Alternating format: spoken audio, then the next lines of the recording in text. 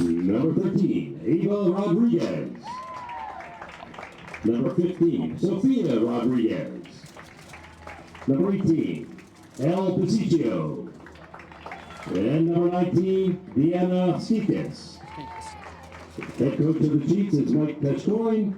Assistant coaches Amanda Bess and Bob Siegler. And now, your Columbia Cougars.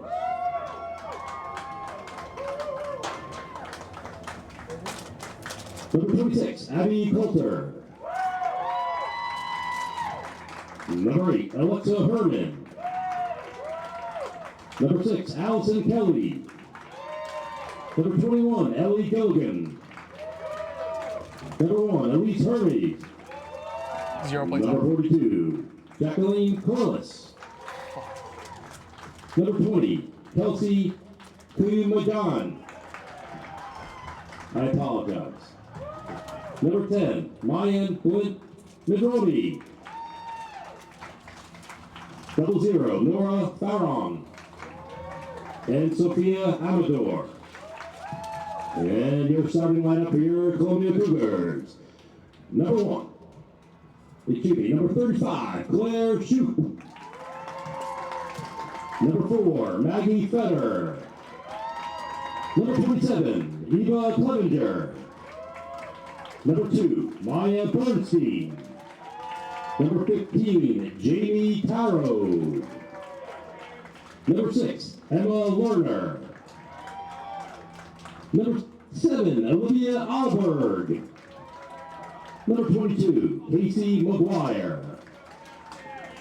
Number 5, Lexi Kaplan. And number 17, Allie Tierno.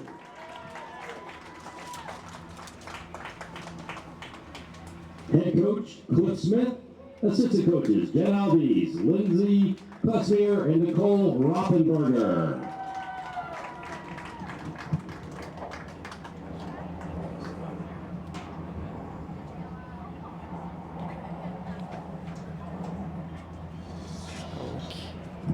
Ladies and gentlemen, at this time, we ask if you are physically able to please rise and remove your caps as we honor America with the playing of the national anthem.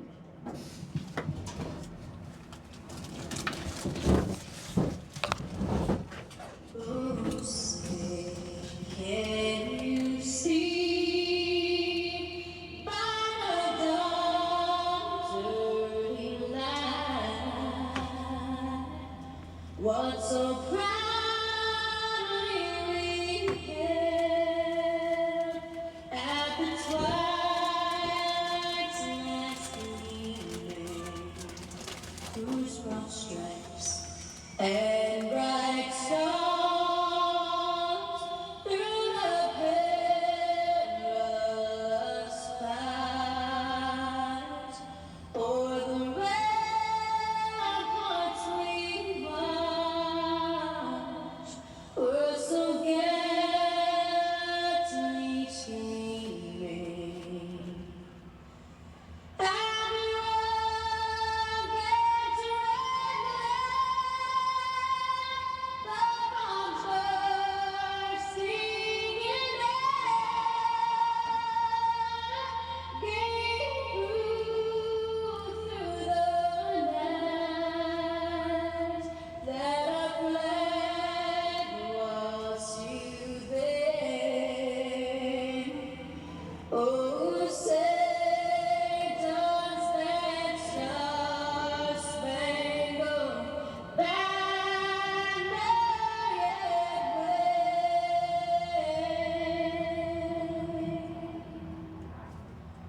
o'er the land of the free and the home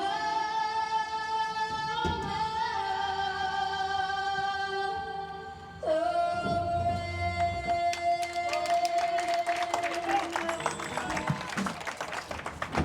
the brave. Live from Mike Shepard Stadium in Newark, New Jersey, D1 Media Pro presents softball, the Essex County State Championship. County. We have a doubleheader for you tonight. the number 2 seeded Columbia High School Cougars taking on the number 3 seed Caldwell Chiefs. Cougars, winners of their last 5, stand at 18-4 under head coach Cliff Smith, 8-2 in Super Essex County play, and it's due in large part to their part-time first baseman, full-time ace, Claire Shoup. I'm Jeremiah Skloot alongside Max Freightstern, and this should be a great one. An overall great 2 days of play featuring the number 2 team in the state, according to NJ.com, in Mount St. Dominic. They'll play Nutley at 7 as the Cougars take the field. There is Shoup, ERA under 2, committed to Boston University at the start of her junior year, been the real reason why this Cougar team has been as good as they have been these last 2 years. They were the 2 in this tournament, they were the 2 in the previous tournament. Your starting lineup for the Cougars. Shoup is in the leadoff spot. In the 2 hole is Maggie Feeder playing first. In the 3 hole and catching, Eva Clevenger. In the 4 spot and playing second base, Rowan University commit Maya Bernstein. In the 5 hole and playing right field, Jamie Tarot. DHing number 6, Emma Lerner. Playing third base, number 7, Olivia Allberg.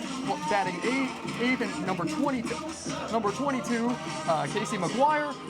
And batting 9th and playing right field, number 5, Lexi Kaplan. They also have Ali Tierno, who will be primarily playing the field, playing left field tonight. For Caldwell, their success is very much in part due to another two-way player in Deanna Sakikis, who herself has very similar numbers to Shoup. The starting lineup will be in the leadoff spot, number 15, Sophia Rodriguez. In the 2 hole, number 1, Lucia Luzzi. In the 3 hole, number 19, Deanna Sakikis. In the 4 hole, number 12, Lila Ulrich. In the 5 hole, number 8, and playing left field, Ava Gerasi. In the 6 hole, and playing third base, number 4, Ava Favada. And for Columbia, number 35, Claire Shoup. And in the 7 hole, number 18, El Buccio. Number 15, Sophia Rodriguez. Hitting 8th, and number 13, Ava Rodriguez, and batting 9th, number 2, Michaela Curcio. About to get underway here. The semifinals of the Essex County Tournament are underway. First pitch from Shoup is a swing and a miss for strike 1, and we are underway. Cougars looking for their first championship appearance in the school's history, at one point ranked as high as number 4 in the state and the number 1 public school. 0-1, chopped and foul, and a quick 0-2 count for Shoup. Over one of the leaders in strikeouts among teams still alive. We'll get to the leader in the second game, Ava Kelshaw. For Rodriguez, hitting at a .364 clip, 4 doubles, does not have a home run. The 0-2 coming to Rodriguez.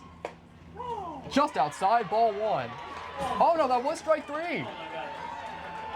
Umpire did not make the signal, but that's on the first batter she faces. Claire Shoup records a strikeout.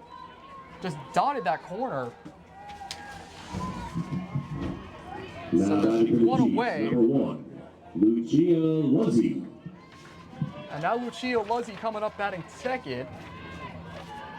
Hitting .317, leads the team in walks at 17. First pitch is a strike, 0-1. This Caldwell team, very young, a lot of juniors, only a couple of seniors. 0-1 coming from Shoup to Luzzi. Outside, ball 1. Cougars infield playing a lot more shallow than when Rodriguez was up. Batting from the left side. 1-1 from Shoup to Luzzi. And he pokes it the other way, foul. And it's 1-2, and Shoup quickly looking for back-to-back strikeouts. You might be shocked to learn she is not the team leader in strikeouts. That distinction goes to the second pitcher we will likely see in Alice Kelly, who once struck out 21 in a game. 0-2. Outside, it's 2-2, not 1-2.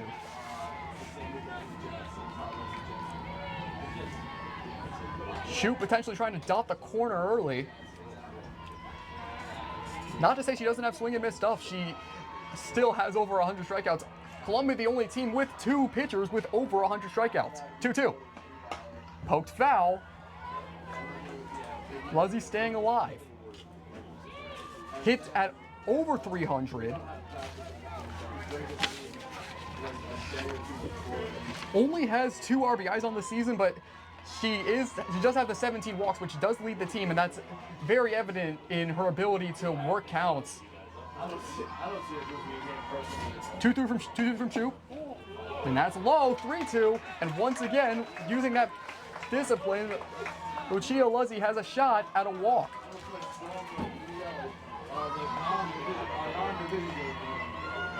Slugging at a 350 clip. The 3-2.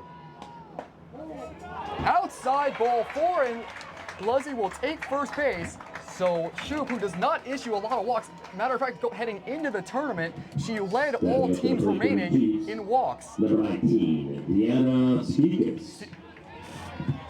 That was only her 10th walk allowed this entire season. Now having to face their most dangerous hitter in Deanna Skikas.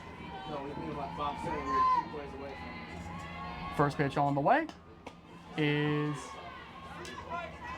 low for ball 1.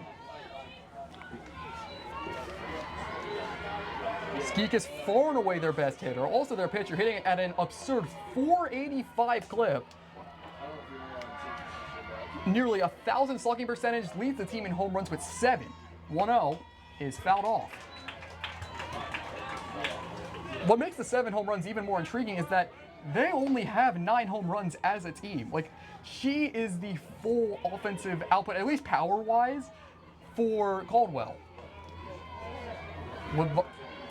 Would love to retire her to get out of danger, especially with a runner on. 1-1, and that's up. And Luzzy initially looked like she was going for second and stopped. Clevenger stepped off and looked over. So now it's 2-1. Shoup having a little bit of trouble command-wise.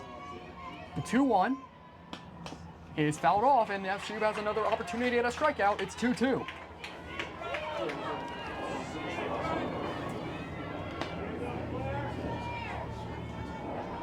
She also does have 9 walks on the season to go along with 10 stolen bases, so not afraid to get a free pass if necessary, although their main on-base person is standing on first base.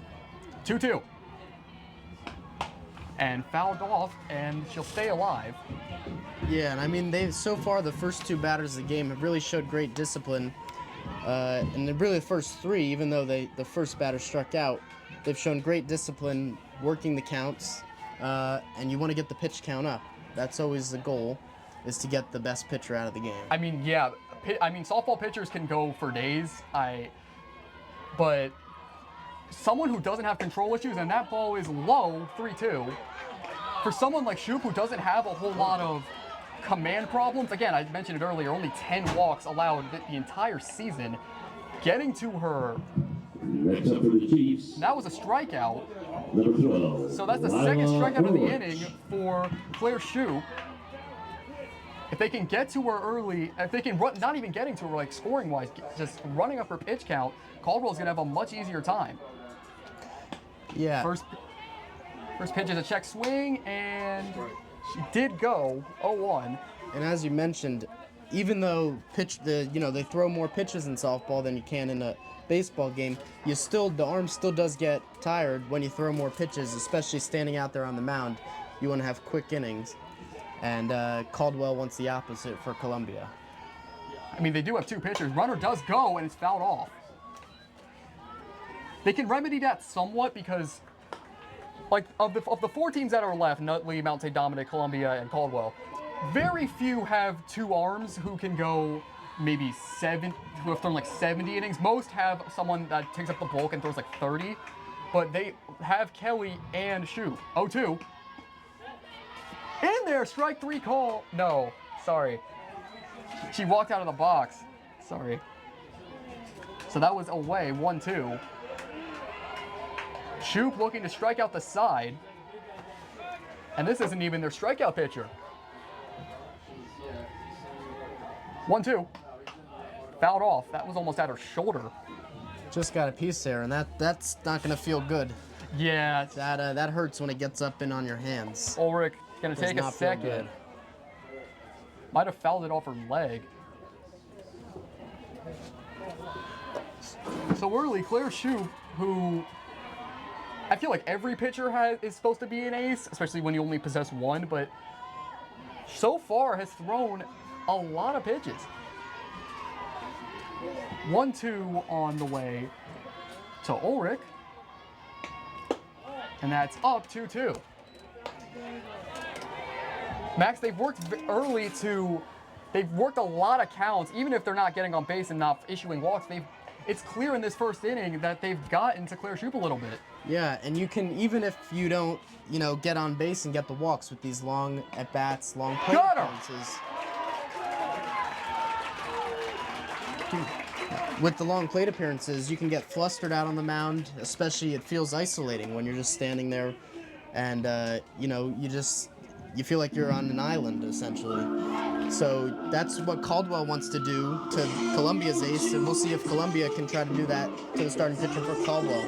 That was, Shoop does strike out the side, but they do work her pretty hard in the first inning. 3 strikeouts, 1 walk, nothing else. So bottom of the first now. Pitching for Caldwell is Deanna Skikas, who herself is a phenomenal pitcher.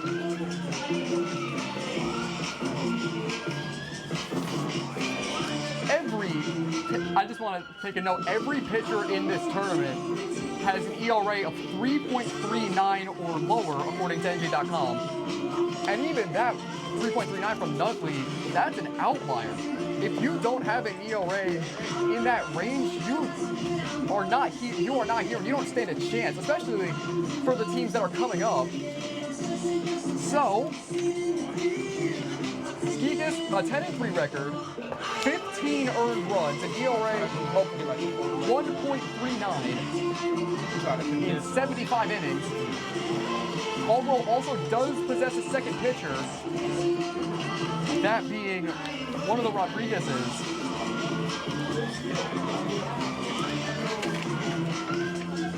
She's thrown about 60 innings, so this is the only matchup that we're going to have where both pitchers could realistically come. We can see all 4 pitchers in this game. So leading off for the Cougars will be, ironically, number 19, Deanna Skikas. the person that just came up to And leading off for the pitch, Claire Shoop. Cougars, number 45, Claire Shoop. And Shoop has the best batting average on the team at a 442 clip.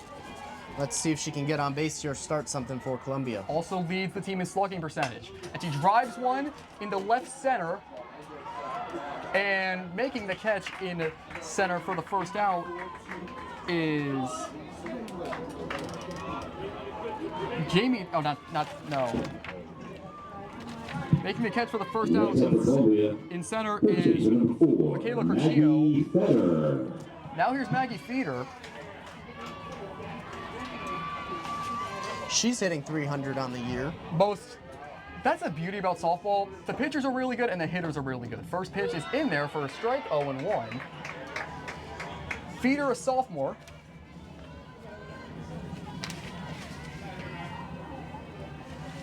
Plays first base. 306 average, gonna try to bunt, and it's fouled back into the screen, 0-2. And Skika is already having a much cleaner first inning than Shu, already getting the first out and getting an 0-2 count already on Feeder. 0-2. Skeek is looking for the K. Got her.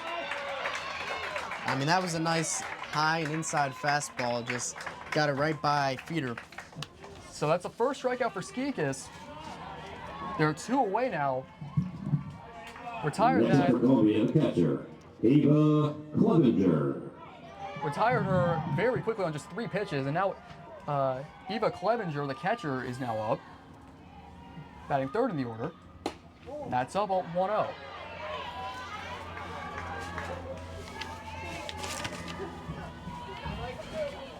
Clevenger at a 438 clip, one of the only players to have a home run, does have one this season, 26 driven in. 1-0 is driven to left, but right there is the left fielder Gerasi to make the catch to retire the side. A 1-2-3 inning for Deanna Skeekus. It's 0-0 after 1. I mean, that was really impressive pitching, what she did right there. When she went out, she gave them pitches to hit, and she trusted her defense, and they made 2 plays in the field for her, along with a strikeout. Yeah, because the first inning for Columbia, it was all Claire Shoup. She threw a ton of pitches, allowed a walk. Even the Vasper, she didn't give up a walk. I think every single count in that inning was at least 2 balls. So top of the second now. Still did pitch a relatively clean first inning. Ava Jirachi coming up, made the last out and left.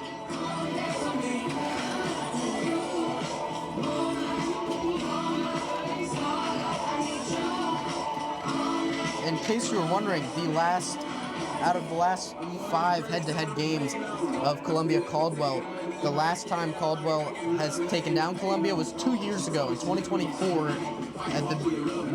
Towards the end of April was the last time that Caldwell defeated the Cougars. And how many times have they played, Max? Since 2024, 5 times. So that means that Cougars are 4-1 all-time versus Caldwell. Of course, the overturn of high school sports means that you're virtually going to have a different roster every time. But still, that's very telling because in sports, sometimes no matter what team you possess, like certain matchups will haunt you. Like when certain teams go to certain places, it scares them. Well, notably, in the last 3 games that Columbia's won all 3 of them, Caldwell has scored 1 run, and that was in a game that was an 11-1 blowout and was not relatively close. The other 2 results in the last 3 games were 3-0, both of them. So it's really been mostly Columbia domination, but you can't just expect to win in an Essex County tournament where you've got every team vying for the championship. Winner of this game will play the winner of Nutley and Mount St. Dominic. That will be first pitch will be at 7 or whenever this game is over. So top of the second, Ava Jirachi coming up. Number 8, Ava Jirachi. So Jirachi at the plate, trying to do what the top of the order did and work the count against Shoup. First pitch is low for ball 1.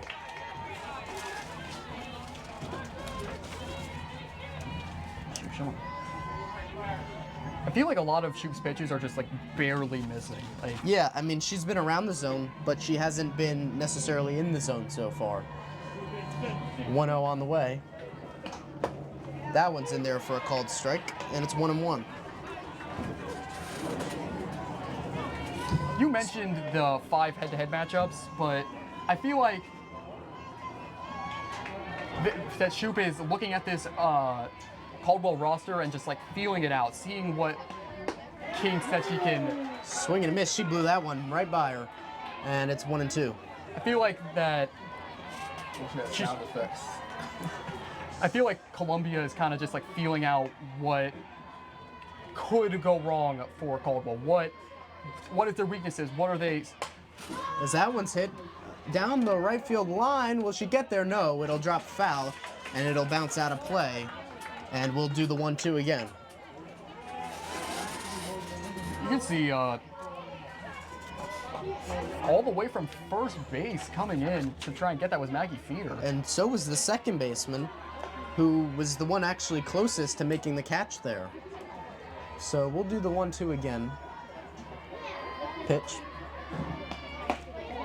Inside, and it's 2-2. So I agree with what you said. Claire, you know, Shoop has been missing just a little bit inside, just a little bit outside, a little bit low.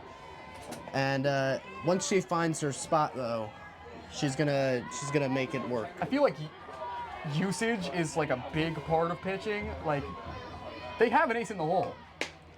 Outside, 3-2. Like, I mentioned her multiple times. They have a second pitcher, and that's a luxury. But so does Caldwell. That's so true. You have to you don't have an advantage necessarily there. So you've got to lean on your star players to do their job. you also got to account for they could pitch tomorrow. 3-2. Foul back and off the screen, and we'll do it again. My point is, like, you're not just worrying about, like, her troubles, at least pitch count wise here. You're worrying about if they win this game and they go and play tomorrow. Sure, I mean, even if she plays, she'll definitely be tired. And then if they have to use other pitchers, the 3-2 is popped up on the infield, coming over the catcher, and it's dropped. No. And it's a foul ball. And I thought Clevenger had that. Just popped out of the glove. I thought maybe potentially off the ricochet that she got it, but no. And we will do it again on the 3-2. Working her count yet again. I think they've had at least 3 or 4 full counts in the first couple batters of this game. The payoff pitch. Swung on and missed, strike 3. And that's the first out of the inning. Struck out for first 4 batters. Stepping up to the plate Yeah, for the they Chiefs. have not put the ball in play. They've had a couple foul balls that could have been caught, but they have not put the ball in fair territory against Shoop so far. And that's part of her dominance. Even if she's walking people, getting big counts, if they're not getting hits, you're not going to walk 4 people in a row, walk in a run. You had to check the performance. That's a strike.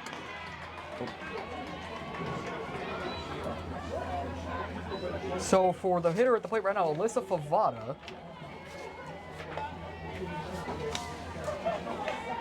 Eric has some unnatural movement. Pitch. Swung on and missed, and that is strike 2. So going right after her and attacking, and has 2 strikes. I feel like she's thrown that pitch. We've seen that a lot, that outside pitch, but that time she got her to swing. And the 0-2. Tap to the pitcher. Shoop fields. Tosses on to first, and that's the second out of the inning. So that was the first fair ball hit against Shoop, and it was right back to the pitcher. Now batting for the Chiefs, number 18, El Puccio. And so Lucicio, despite hitting only 275 on the year, is slugging 375. And so maybe she's a batter you can strike out here, as that one's tapped back to the pitcher. Another one, the throw on to first, got her, and that retires the side. So we head to the bottom of the second inning, still no score. Now, if you want to take a break,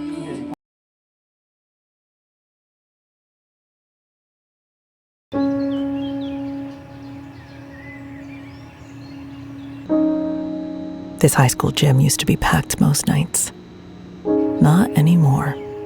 Do you know why?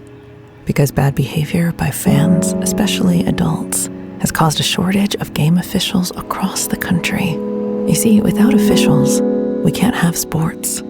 Don't let this become reality. It's time for a change. Let's bench bad behavior for good. now you're back. All right, so Columbia coming to bat. Still no score and no hits so far today, with 2 good hitting teams playing against each other, but they also pitch well, and that's what we're seeing here. I mean, yeah, Max, it's just, like I said, there's a reason why these girls have such low ERAs, and there's a reason why there's only one out there. Like, these ladies are meant to get out and pray that their offense behind them can score themselves. Like, this is either going to be low scoring or this is going to be a rout on either side. Like, I'm not talking like a 7-0 rout. I'm talking like both these teams could score 15 runs, or both these teams could score Leading one. up the bottom of the second for the Cougars, number 2, Maya Bernstein. So Bernstein at the plate, she's hitting .394 on the season, slugging at a .592 clip. And the first pitch, fouled off to the right side and out of play. I mentioned this earlier, Bernstein, at the start of her junior year, this is her junior year, committed to Rowan University to play softball. Clearly a good enough athlete to receive a scholarship. Yep, joined Shoup as another player who received an offer in junior year. And that's a single into left field, and that's the first base runner for Columbia. A nice solid hit there into left field. And she just saw that was a pitch up, and she just like drove it to left. Nothing you could really say about that. That was just a simple ball that was placed in between the third baseman and left fielders. Nothing special about it, no pizzazz, just pure hitting. Next up for the Cougars, center fielder number 15, Jamie Taro. So Taro at the plate is hitting .370, but slugging .413 as she takes a ball. And it's 1-0. So Columbia looking to score what could be at a premium, which is runs today. Yeah, Like I against said, two great pitchers, it's going to be hard to score. That's a swing and a miss, and it's 1-1.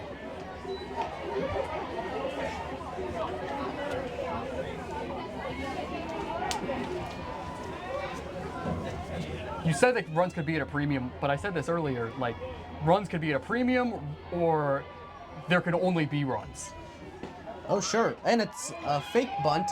The runner goes. The runner is safe at second on the stolen base, and that is a ball. It's 2-1 as they ruled she pulled the swing back. Looking to do a little bunt and stolen base there, but the pitch was low, and it's just a regular old stolen base for Bernstein. And now hitters count 2-1 for Tara with a runner in scoring position. And it's hit to short, looks back, makes the throw, one out, Bernstein to third, and she is safe. They do get the out, but the hustle of Bernstein waiting for the shortstop to throw the ball, taking off, and now the Cougars have a runner on third with only one away. That's great heads-up base running. I mean, if you're on second and there's a ground ball to short, if you're not immediately running on contact, like you're not getting that. Great job by Bernstein Now to batting just for Columbia, number 3, Emma Lerner. go to third base immediately after the throw. So Lerner just trying to get the run in, not do too much, give Columbia the lead, keep it going. So anything on the infield, the runner will likely take off for home and try to score. Third baseman is pinched in a little. The pitch. Yeah, it seems they're expecting the bunt from Lerner as the third baseman came running in on the pitch. I mean, clearly, their Cougars base running exceeds, at least in the second inning, Caldwell's fielding. Could potentially see Bernstein go, already stole second. And that's a strike. So it doesn't appear that Lerner is, giving the bunt, but the third baseman is still expecting it coming in on every pitch. If she can get one past the third baseman, that could be down the line and be trouble for Caldwell. Now the bunt, and it's a beauty, but it goes foul. And it's 1-2. That was smart because on the first pitch, the third baseman was initially trying to, was expecting it. But on a 1-1 count, like, if you foul it off, like now they're in the situation where it's 1-2. You don't really expect a bunt down the third baseline there. I think if they pushed it to the right, she could have scored there, because the first baseman's playing way back. Yeah, you just want to make the fielders make the play. If they make the play, there's a lot of softball left, but you really want to make them make the play as she strikes out, and now there's 2 away in the inning. So now a hit will be necessary for the Cougars to score.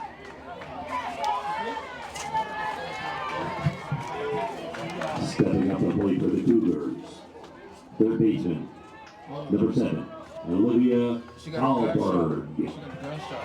Yep. Sleeves rolled up. The freshman is hitting .250 this year and is slugging at a .333 clip. Trying to get the run in. There's a lot of space up the middle. Pitch. It's a bunt. Foul. Back. So even with 2 outs, the Cougars are squaring to bunt. I think they're kind of just taking the temperature of like their defense, you know? Well, I think the other thing is that they're not necessarily trying to bunt for a hit, but if you bunt it where the fielders make a play, they might go home on instinct, and if they don't get the out there, the runner can get to first on the fielder's choice. Yeah, but they have to beat it, though. Like, Sure, but with 2 outs, you either need to bunt the runner in, or you're going to get a hit to the outfield. Otherwise, they'd need, and unfortunate for Caldwell, if they got an error. That would be the only way to get another runner in. With 2 outs, you're quite limited offensively. It's a 1-1 count, and it's fouled off, and it's now 1-2. Bernstein's almost taking like a sprint, like a sprinter's position at third base. Like, she is ready to go. Like, watch her here at third. Like, She's ready to go, and she will be going on any contact. She'll be trying to get to the plate as fast as she can. The 1-2 pitch.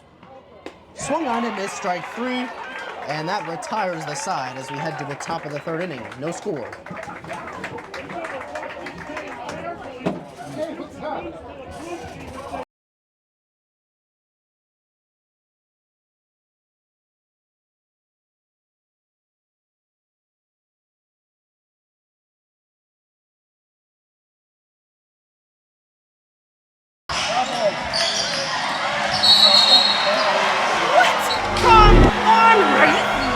Come on! Oh, what a bad call! You have no business being out there. Terrible! You know, I'm a person too.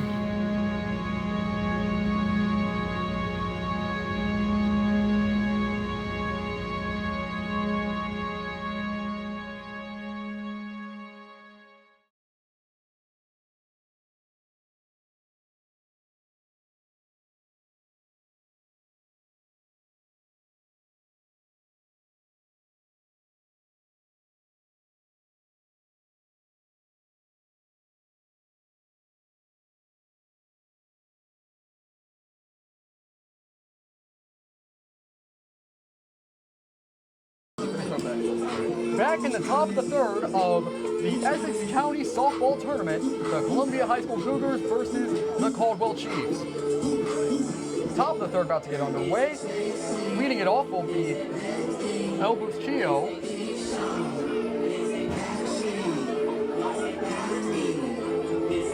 Claire Shoup struck out 4 batters in a row. Oh, no, she did not strike out 4 batters in a row. She struck out 4 batters in the first 2 innings and then got 2 groundouts. Ava Rodriguez. So Ava Rodriguez stepping into the plate, batting .241 this year. Rodriguez bats from the left side. First pitch is in there for a strike, 0-1. Not trying to overpower is Shoup. Just trying to, she's hit that outside corner on both sides to both hands of the hitter. The 0-1 is fouled away, 0-2, and quickly Shoup setting up for potentially her 5th strikeout in that's at the start of the 3rd inning. So a 5th strikeout would give her 5 strikeouts in just 7 total outs. And you know, we were talking about maybe she had some issues with location in the 1st and early 2nd inning, but it seems like she's figured it out, getting ahead of the batters early. 0-2 is outside, 1-2.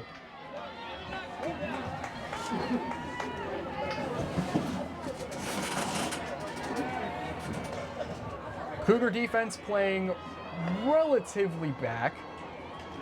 Bernstein shifts over to the right. The 1-2.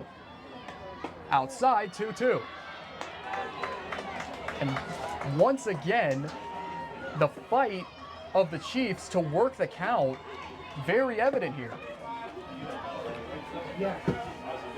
Missed back-to-back pitches on almost the opposite side batter's box. 2-2. Swing and a miss, he got her.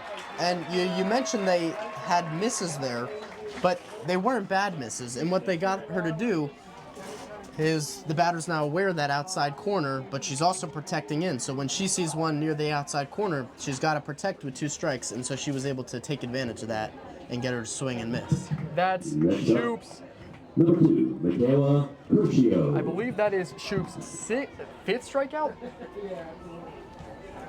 First pitch, swing and a miss, and that'll be 0-1 for Michaela Curcio.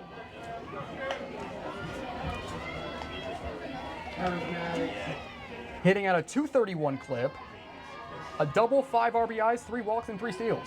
0-1 is in there, 0-2. And that's just nice, going after the corners. She's going right after these batters now. She's not afraid. She's not throwing nearly as many balls as she did early in the first. And I agree with what you said about she was feeling them out, seeing what worked. I think she's found her spots. Looking for her 6th punch out, and it's fouled away.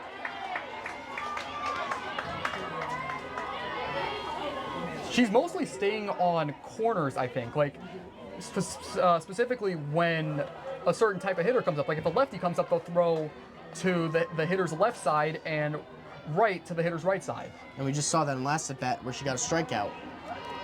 0-2 one more time. To second and right at Bernstein for the 2nd out.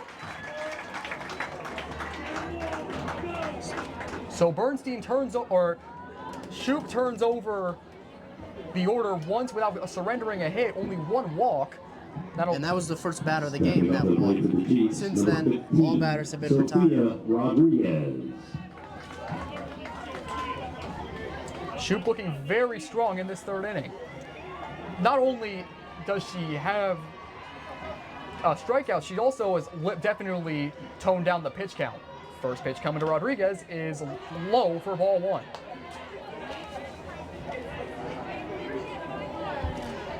So Shoop working more efficiently in these last couple innings, the 2nd and 3rd.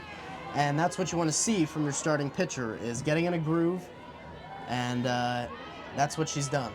0-1 to first and a dive by Feeder, but it's out of her glove, and it's 1-1. Sorry, the count is 1-0, not 0-1. So now it's 1-1. And Feeder made a great effort at that ball, nearly got there. It just went by. It was a sinking line drive that didn't have a whole lot on it. That's honestly been Shoop's MO in this start of the game. Like, she's utilized soft, not just strikeouts, but like getting soft contact. I mean, two balls right back to the pitcher. Swing and a miss, and it's 1-2. She's had 2 balls hit right back to the pitcher. She had a soft line out. And other than that, it's been strikeouts. So she's working and she's pitching a lot better than she was in the first inning now that she's figured out these Caldwell hitters. 1-2 coming to Rodriguez. Shoop looking for her 6th strikeout. Got her! Ball's dropped. Clevenger will go to first, and that is the 3rd out. So Shoop with her 6th strikeout in just 9 batters. Caldwell 0, Columbia 0. Only 1 hit in these first 3 innings.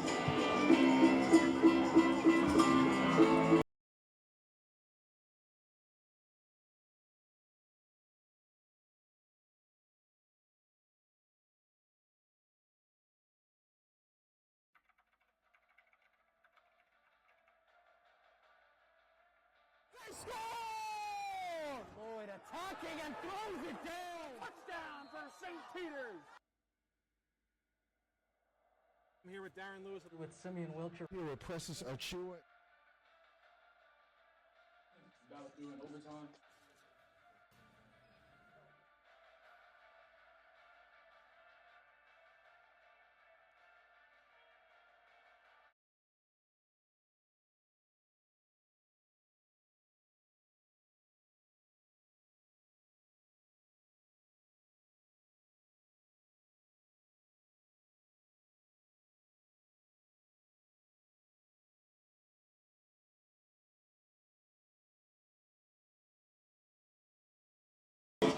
Back here, bottom of the third in the Essex County Softball Tournament semifinal.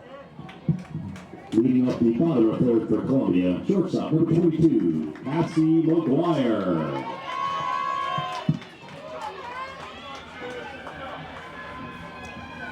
McGuire had a 375 clip.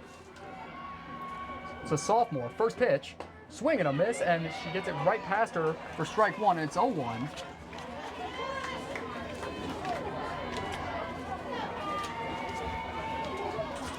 McGuire also has 2 doubles on the season. 0-1. Swing and a miss. A nice pitch by Skikas to get her down 0-2. McGuire quickly swinging her way into an 0-2 count. Yeah, she's pulling off the ball a little bit. Needs to stay in there, keep the head in there against these very good pitchers. 0-2. Just missed, and it's 1-2. Good pitch by Skikas. A great job for McGuire to bounce back after swinging over those first 2 pitches to just take one. So now it's 1-2. 1-2 from Skikas to McGuire. Up the middle to second, on to first for the first out. So 1 out now, and that was another nice defensive play. And both these teams are quite good defensively, along with their pitching. That was Lexi Kaplan. Lucia Luzzi, who had the walk, which has been Caldwell's only base runner. So now here's Lexi Kaplan, And the infield will playing come in. way in, and she tries to square, and it's outside. Kaplan in right field, a senior, committed to the University of Tennessee, not for softball. 1-0, and she check swing fouls it off towards the third base side, and it's 1-1. Yeah, that was kind of a half swing, kind of what you would see normally on an emergency hack, but that one with no strikes on her. I think Just trying to poke something and try to get on base. I think the infielders are anticipating the bunt like greatly. They sure are, but if she can get it through that hole, And but does she does square to third, and she is safe, and the throw is errant. Kaplan will go to second, and will turn the corner. She's going 3. Kaplan will move to third, so that will likely be scored a single and an error. Great job by Lexi Kaplan. Just poked that one to third, and a bad throw leads to her getting 2 bases. So that's what you got to do, small ball, and that gets you to third base. So far, they haven't been really able to hit. Either team has been able to hit the pitcher, but they get a runner right onto third base just off some small ball bunting and some luck. And now they've got the top of the order and Shoop coming up. Shoop just needs to poke the ball to the outfield to score the game's first run. First pitch is nice save by Rodriguez. That almost went away. Kind of amazes me. The defense was entirely anticipating the bunt from Kaplan, and they still couldn't get the out there. Exactly. It's like they knew it was coming, but she was just too fast, and then the throw went into the outfield. 1-0 to Shoop. Popped back and out of play.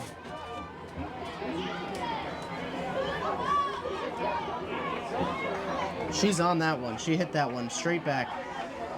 And if she leaves another one in the zone for Shoop, she might hit that one quite hard and quite far. She does lead the team in home runs, as well as batting average and slugging. 1-1. Outside, 2-1. This has got to be, you have to be on your toes if you're Caldwell. Best hitter on the team at the plate. You just had an errant throw with a runner at third. Got to get the out here. 2-1.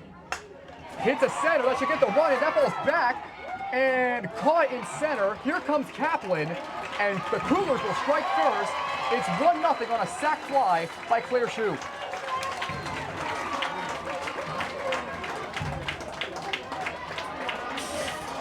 So she did her job. She nearly hit that one out of the park, but she got it far enough onto the warning track that it was an easy score for the runner from third.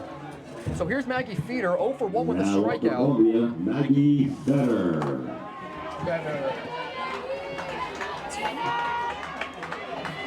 First pitch from Skikas. Squares the bunt, and she did go strike 1. So Columbia saw small ball worked once. Why not try to replicate it? I feel like that transcends even like the hitter. Like it doesn't matter how good you are. If you need to score a run, a bunt is a great place to start. The 0-1 is outside, ball 1. Putting a bit of finality on the shoop sack fly. I feel like she's one of the only girls on this team that could power one out, really. She does have an inside the park home run this season. 1-1. That is in there, strike 2. And now you got to be protecting here. Anything close, just try to hit it through a hole, not try to do too much. Skeek is looking to get out of this inning. 1-2 to Feeder. Is away over the head of Rodriguez. 2-2. Potentially a bit of confidence issues? No, I think that one, they were just trying to, you know, throw it high, get the batter to chase on a 1-2 count. And if she doesn't chase, it's 2-2. You still have 2 more chances to strike her out. Trying to get the K. 2-2. Is going to skip in the dirt.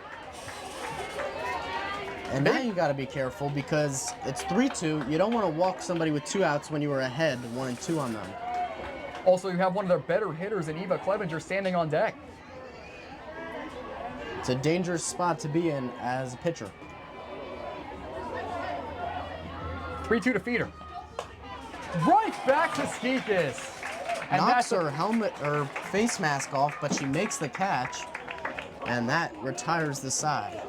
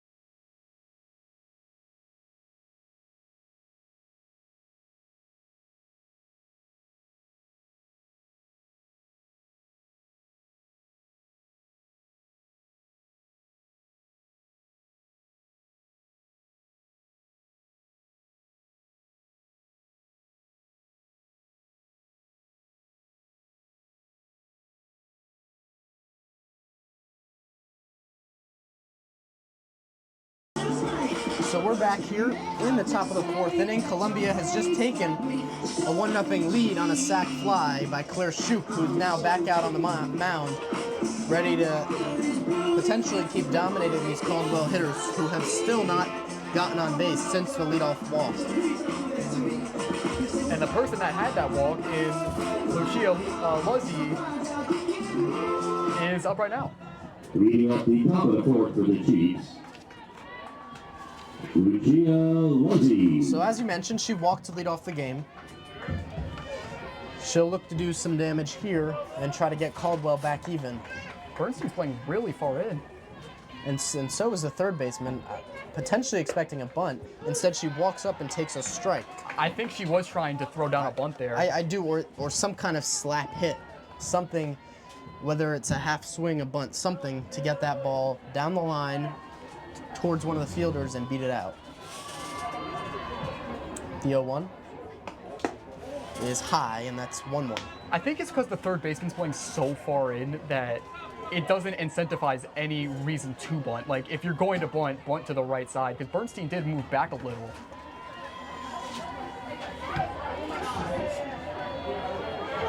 So now the 1-1 from Shoop, and that was a bunt, and she went, so that's the second strike. So she held that bunt, and she went around with the bunt, I should say, and she finds herself in a 1-2 hole. Third baseman Alberg is playing still really far in. Still expecting the bunt with 2 strikes, and the pitch. just outside, and it's 2-2. And there it was. She did the walk up again. I think that she was looking to bunt again on a 2-strike count. She definitely is, which is interesting because you don't see that quite often. But if you have enough confidence in yourself to keep that ball fair, why not? The 2-2. Fouled off. So I think that's what she's trying to do. I don't know that she's necessarily trying to bunt here, but she's trying to, get up in the box because you're allowed to move up in the box if you're at the back. And so she's just trying to get that ball, make sure she makes contact and put it in play, hoping something good happens. You know the old saying, if you put the ball in play, good things happen. I think that's what Caldwell's attempting to do against the pitcher, Shoop. And now it'll be the 2-2. And another foul ball. And it's still 2-2. I think also her ability, she had the walk earlier. She also has 18, that's was her 18th walk of the season, which leads the team. I think it helps with a stance like that. Just have that, like, the bat so close to the ball, so close to home plate. Also, to just, like, have a bailout scenario where you can, like, check swing it. 2-2. So she's just trying to stay alive here, not strike out, become another victim of Shoop. Kind of reminds me of, the Athletics, Jeff McNeil. Yeah, kind of get that slap hitting that he became famous for at the beginning of his career, and he's kind of gone back to with the Athletics. It's not choking up on the bat, which is interesting. She might be a little bit. A little bit, but just trying to put the ball in play, the 2-2. And she fouls another one off, working the count and making Shoop work harder. This is exactly what her game is. Not only is they're going to call a mound visit here.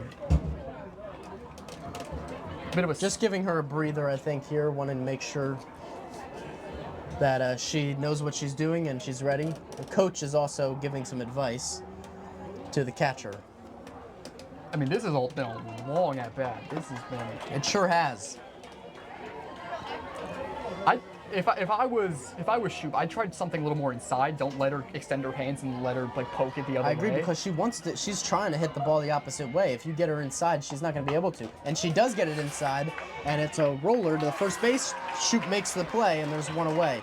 So she did exactly what you suggested there, and just simply throw it inside. Don't let her get her hands extended. She's gonna. And she rolled over right to the pitcher. Caldwell, the pitcher. ESSEX. So now Skikis at the plate, hitting .514 this year. That's ridiculous. It's amazing, and it's a top batting average on the team for qualifying players. And the first pitch to her is foul tipped, and it hit the catcher. 0-1. And the umpire will give the catcher a minute by walking the ball out to the pitcher.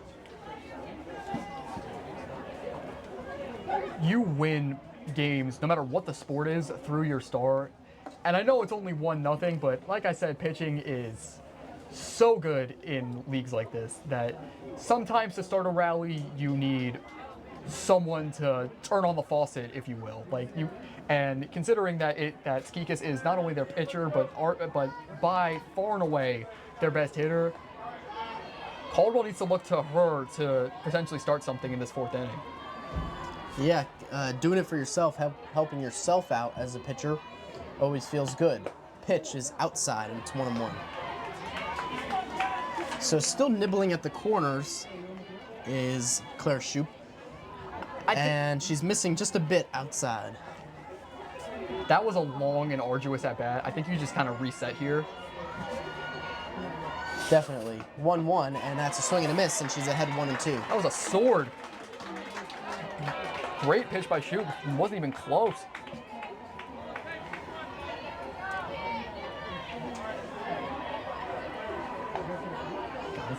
And so Shoop prepares for the 1-2. And here it is. Outside, and it's 2-2. So she tried to pop that corner, and she's missing just a little bit outside.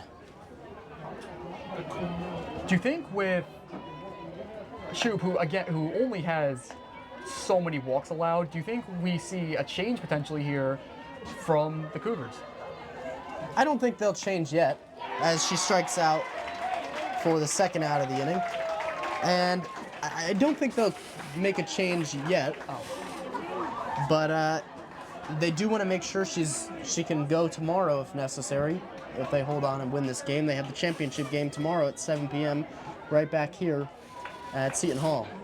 I mean, I'm not. Now batting for Caldwell, number 12, Lila Horowitz. I'm not saying it's like a she looks tired problem or anything like that. It's just she's thrown so many pitches in just 3 2/3. I do completely agree with you, as that's a line. That's a base hit, their first hit of the game. And as much as I agree with you, you can't depend too much on, on just assuming that if you put somebody else in, you'll win this game.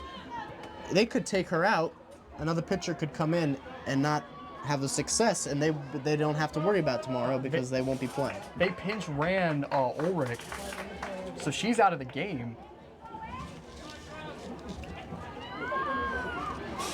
That was in a similar vein to the Bernstein hit, but that was even more weakly hit. But again, just finding holes, and that's what you have to do against good pitchers. Find the holes. So Gerasi at the plate now. She takes a strike. There's still 2 outs here in the 4th inning. Don't let the inning get away from you as a pitcher on the mound. But Gerasi does have quite a scary batting average at 426, and she's slugging even better at 689. So she has been able, Shoop has been able to control her. 0-2. It should be noted that Gerasi has 3 home runs on the year. I believe most, if not all, of their home runs come from the same 2 players, if I'm not mistaken. It's Gerasi and Skikis, as Gerasi calls time. And so now, though, she won't be swinging for the fences 0-2. She's just trying to put the ball in play, stay alive at this at-bat. Trying to get the runner in from first. The 0-2. Fouled off on a check swing.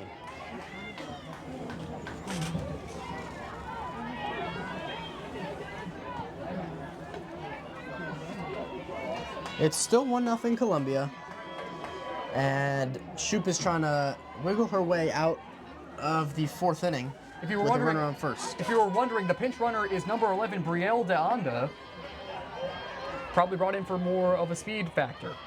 Trying to get that tying run in. The 0-2 just missed, and the runner went, and there will be no throw as the shortstop was not covering. I thought the umpire might have got duped by the steal attempts, like kind of distraction, because I thought that was a strike. It didn't miss by much, but he has had a tight zone today, so you got to work harder. And that one missed outside, and it's 2-2 now. So definitely, if not the umpire, the players are getting a bit distracted by the dancing off second base by the speedy runner. And because of that, I think it's taking the catcher, instead of framing it, was getting up to throw. And I think that's another issue. Whereas if she had framed it, maybe they would have gotten the strike 3 call. That one's tap foul, and it's still 2-2. I think it's a pretty ballsy move to get rid of Lila Ulrich, especially Ulrich's a great hitter, and to pinch runner, especially in the 4th inning, I mean, it's clearly worked. Deanda's worked perfectly in her role. She stole a base and has kind of gotten into the mind of Clevenger, who can't help but worry about the runner on second. And now the 2-2 from Shoop. Did she go?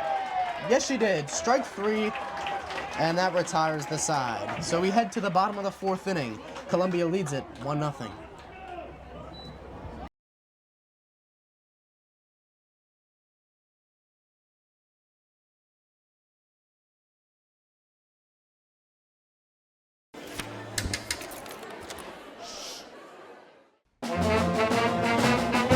Hey, conductor, how about something new? You played this last year.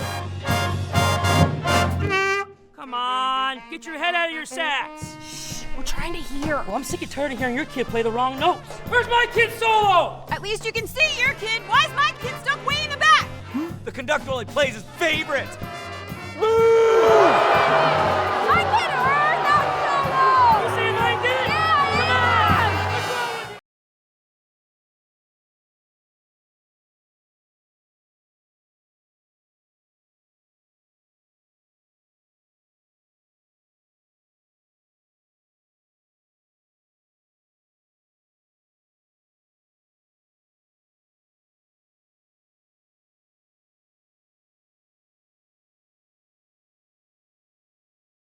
So we're back here in the bottom of the fourth, getting ready to start with Columbia already leading 1-0, trying to add on, get some insurance here, and take some pressure off the pitcher Shoop. And no one better to do it than their catcher, Eva Clevenger.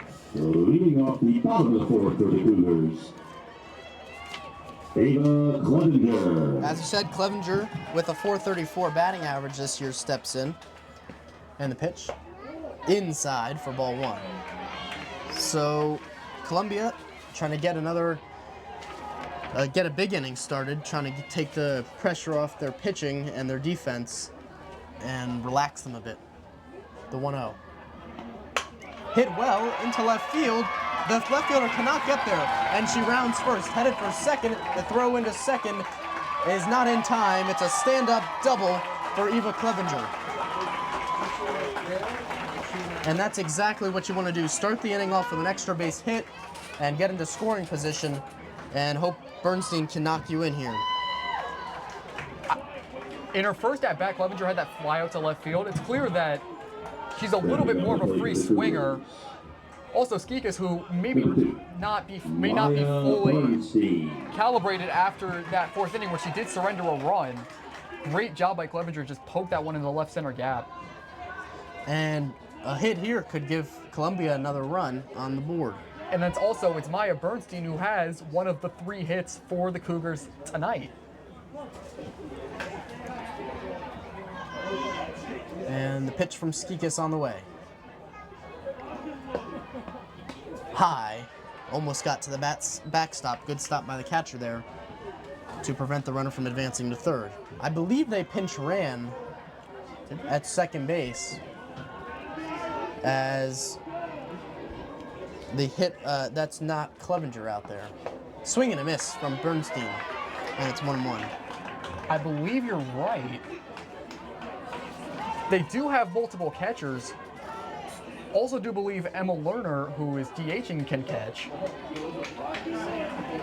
So they have options, get a speedier runner out there, and the 1-1. It's a bunt up in the air, pitcher calls, pitcher makes the catch, and there's 1 out. So that's what you don't want to do on a bunt, is pop it right up on the infield where no runners can advance. Take some lessons from Lexi Kaplan.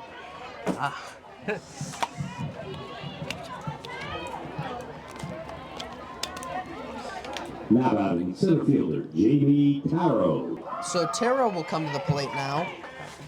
Still a runner on second, now 1 out. A hit still likely scores that run. Gives Columbia a 2-0 lead. That one's high, ball 1. Taro's 0 for 1 with that ground out that advanced Bernstein to third. Smart base running in, I believe, the 2nd inning.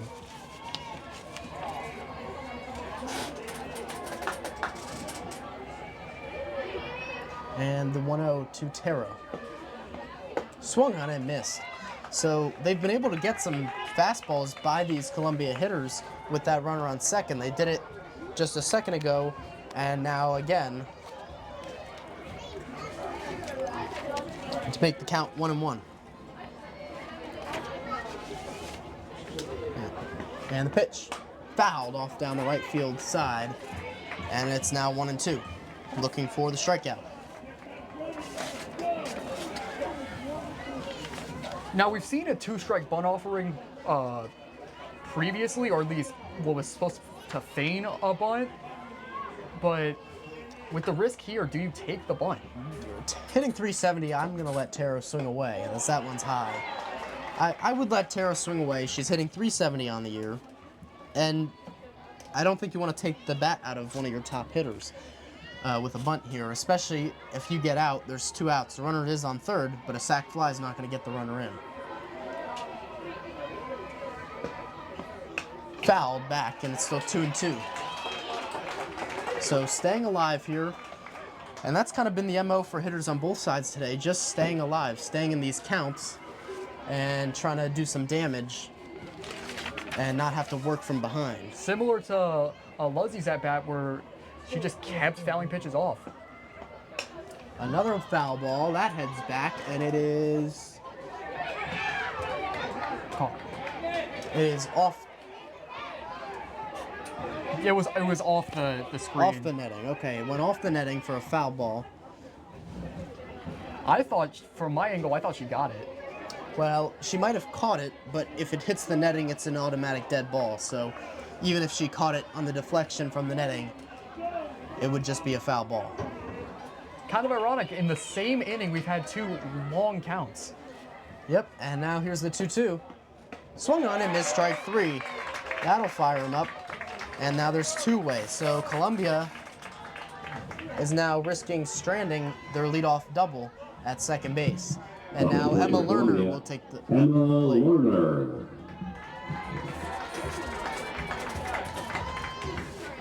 Exactly the spot that Emma Lerner envisioned here. The DH, runner on second, 2 outs, big spot. Foul back. So she's on that pitch. I wouldn't throw another one there. She's gonna hit it. She's gonna hit it hard. I think Skikas has definitely rebounded from not just the double, but the error and the sac fly. Like, she looks a lot more poised. The pitch. Lerner swings and miss. And there's 2 strikes on her. So Skikas is looking to get out of this without giving up another run after the leadoff double for the Cougars. And here's her 0-2. Swung on and missed strike 3, got her with the high fastball, and that'll retire the side. We head to the top of the 5th inning. 1-0 Columbia. Columbia 1, Caldwell 0.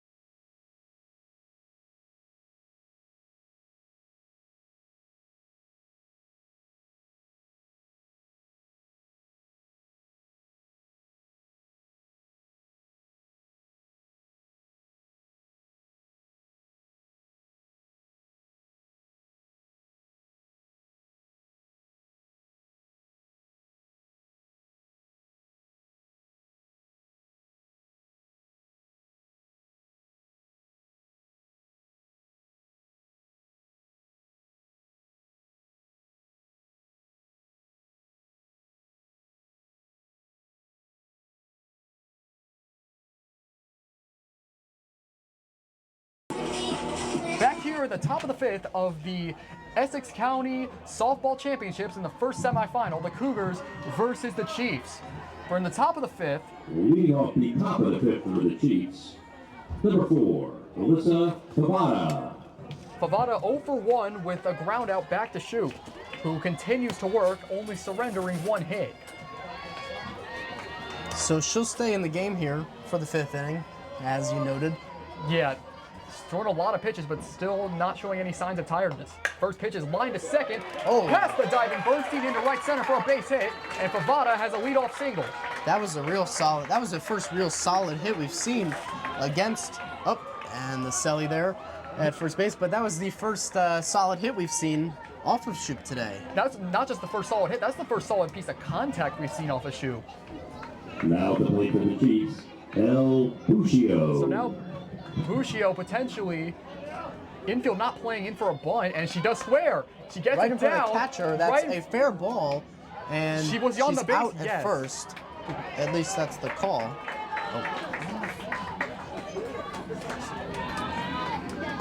So the runner will move over. Tried to take advantage of a Cougar defense that was playing relatively lax, playing very far back.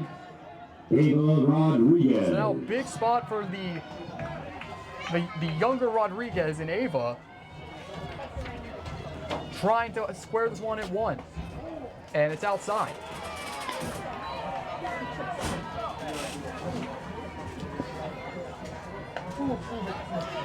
So Shoop here with the first signs of trouble with a runner in scoring position. The first time they've had a runner in scoring position. And they're trying to tie this game up. Fouled off, 1-1. So Max, how do you think Shoop approaches this? Well, she's got a 1-1 count here. You've got a runner on second. You're looking for the strikeout, but any real weak contact that you can get against these hitters to prevent the ball from getting to the outfield, getting that run in. I feel like when the Cougars were up, and that's outside 2-1, like there was the ground ball to short that Bernstein advanced to third on. Do we potentially see that here, no matter how hard the ball was hit? I don't know. I'm not sure, but I think that a walk is not. You don't want to walk the batter, but it's not the worst thing here with first base open, trying to set up a double play on the infield. 2-1. It's fouled off, and it's 2-2. And a big spot for Shoop, needing the K to potentially set up a runner on second and 2 gone. And I think that changes the mindset a bit. Once you tie up that count, get it 2-2, you're thinking strikeout. At first, you're thinking just get the batter out, however you can get the batter out. But now you're thinking K, don't let the runner advance. 2-2. Hits a third, a foul ball. And that was nearly trouble for Columbia, as if that had gotten down that line, the runner would easily score. Another thing that was wrapped into all of this, the hitter on deck, Michaela Cruccio, is hitting 231 as opposed to Rodriguez, who's hitting around 2-2. Back to Shoop, runner does advance, toss to first in time, and there are 2 gone. So a huge out, but the runner does move over, meaning any hit will tie this one up.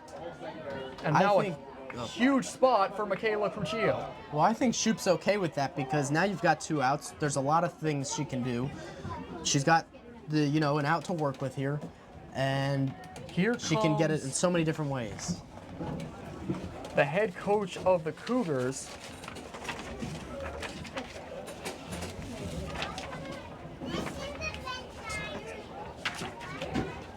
and Shoop will stay in this one. I alluded to it earlier, potentially. Now for the Chiefs, Michaela Cruccio.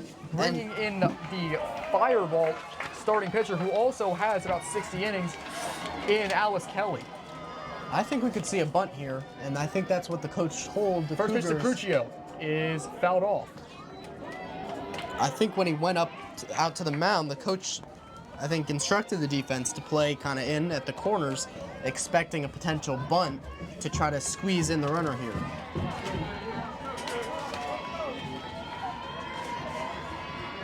Oh, 0-1 is fouled back. And now that it's 0-2, I don't think we're going to see that bunt. And she's ahead of her 0-2. Shoop looking for a king-size K. Cougars trying to preserve a shutout and trying to advance to the championship tomorrow. 0-2 is chopped foul. Good job by the catcher to get that one before it had a chance to bounce fair. Turf is sometimes unpredictable on the way the ball bounces. Especially on like swinging bunts. And you don't want that to go fair, potentially let the runner get to first and have the runner come in to score. Shoop now trying to fight back. Runner on third. The 0-2 is in there, strike 3 called. What a pitch by Claire Shoop, who gets the K. She really dotted up that inside corner there, and it's very hard to hit that ball and hit it well.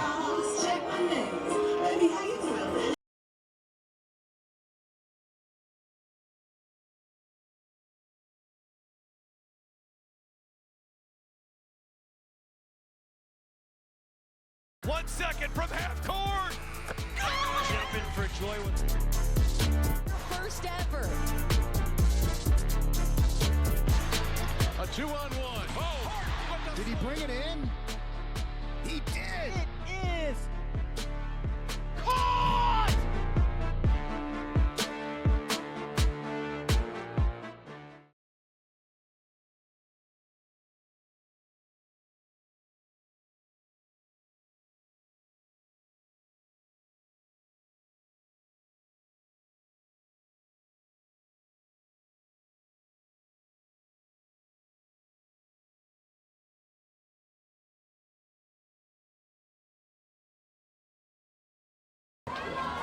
Bottom of the 5th here in the Essex County Softball Tournament. The Cougars 1, the Chiefs 0. First pitch. In there, strike 1. So the freshman at the plate. Up here is Olivia Alberg. 0 for 1 with a K. 0-1 is up 1-1. At this level, when you're having such success, especially with the Cougars at 18-4, having a freshman on the team is rare. You have to be an exceptional talent. And that's what she has been so far this year. 1-1 is dropped by Rodriguez, but outside 2-1. 5th inning is always like a bit of a bridge inning. Like if you can get past that frame, you should have a relatively easy time through the 6th or 7th. That is alternatively to that though, if Caldwell gives up, a run or two here, it makes it infinitely more difficult to come back. It's already 1-0 and they haven't gotten a ton of offense going so far today. 3-1 to Alberg is up, ball 4. So Alberg draws a walk and a leadoff base runner. So that was just good, if the pitcher's not going to come after you, take your walk, get a base runner on. Now Columbia will try to get the runner over as there's a mound visit for Caldwell. Assuming she stays in, Cassie McGuire will be up with a runner on and nobody out. You don't pull, you don't ride. They do. Myself, I want to see Columbia. I didn't do miles left, I didn't go anywhere. They do have a second pitcher if necessary in the younger Rodriguez. But Kikas will stay in here. Now batting for Columbia, shortstop, Cassie McGuire. Now McGuire, big spot here, runner on first, nobody out, and potentially shaking a little bit, Skikas. And McGuire's another good hitter for this team, but she's immediately squares, and she gets it down, tries to dive, can't get it, and they'll get the out at first. So Alberg will go to second. It'll effectively work as a sacrifice bunt. So now a runner in scoring position, it's Skikas, who's a little desperate to get rid of that runner. Could have easily had a double play there if you were able to hold the dive, catch the ball on the dive. So now Kaplan. She bunted last time and got to third on the error. Infield way in, and she pokes one the other way foul. So she's trying one of those slash hits, not bunting this time. She didn't square at least on the first pitch, but she did try to slap it down the third baseline past the infielder, who's almost halfway home plate. She's about equal with the pitcher's mound at third base, and the second baseman is even closer. 0-1, hit the third off the glove, and try to get the out at third, and get it! Nice play by Kaplan to take advantage of the shifted defense. She's on first on what should be a single, and the Cougars have runners on the corners and one out. And that's the advantage of the slash against that defense that's playing in. If the defense had been playing back there, they might have been easily able to get an out there on a routine ground ball. But because they were playing so far in, that was a hot shot to third, and they can't make the play. For Columbia, number 35, Claire Shoup. And now the danger of Kaplan being the 9-hole hitter is you got to pitch to Shoup with runners on the corners. No way to get out of this. First pitch. Fouled back. We have yet to see Shoup do anything significant at the plate. Big spot here to essentially blow this one open. You're right that she hasn't really done anything to note as of yet, but she's really on that fastball. And if she can get a hold of one, it's going to be trouble for Caldwell. 0-1 to third, a foul ball. So now 0-2. Skikas looking for an out that would be huge. Not only would that make it 2 outs and make any sort of sacrifice or ground out meaningless, it would also retire a person hitting nearly 500, although she is 0 for 2 today. 0-2 from Skikas to Shoup. Outside, ball 1. Just biding her time. And it's interesting here. You could see the runner on first, Kaplan, take off. She does have speed, try to get a throw and get the runner on home. She does have 5 home. steals this season. 1-2. Skipped in the dirt. Nobody goes. Good block by Rodriguez. So that'll make it 2-2. Lexi Kaplan does lead Columbia in steals with 5. Almost taking a sprinter stance at first base, alongside Alberg at third. The 2-2. Just outside on a high fastball, it's 3-2. And I think you're definitely going to see Kaplan take off here. You might send both here. I wouldn't send the runner on third until I know that they're throwing it down to second. But I definitely would send the runner from first. And it's fouled back. It's fouled back. Kaplan was not running there on the steal. I think it's mostly because of the risk factor. You do run the risk if Shoop strikes out, you could get a strike him out, throw him out, double play. Shoop not prone to too many strikeouts. The 3-2. An outside ball, 4 and the bases are loaded. And she will take her walk there. She was, you know, if they're not going to give her a pitch to do damage on, she'll gladly load the bases up, get 2 runners in a scoring position now. And manager is... It looks like they're going to pinch run for Shoop. That's Elise Hermes at first base. So there's 1 out for the Cougars. Hermes now on first base after the walk. Bases loaded for Maggie Feeder. You got it right.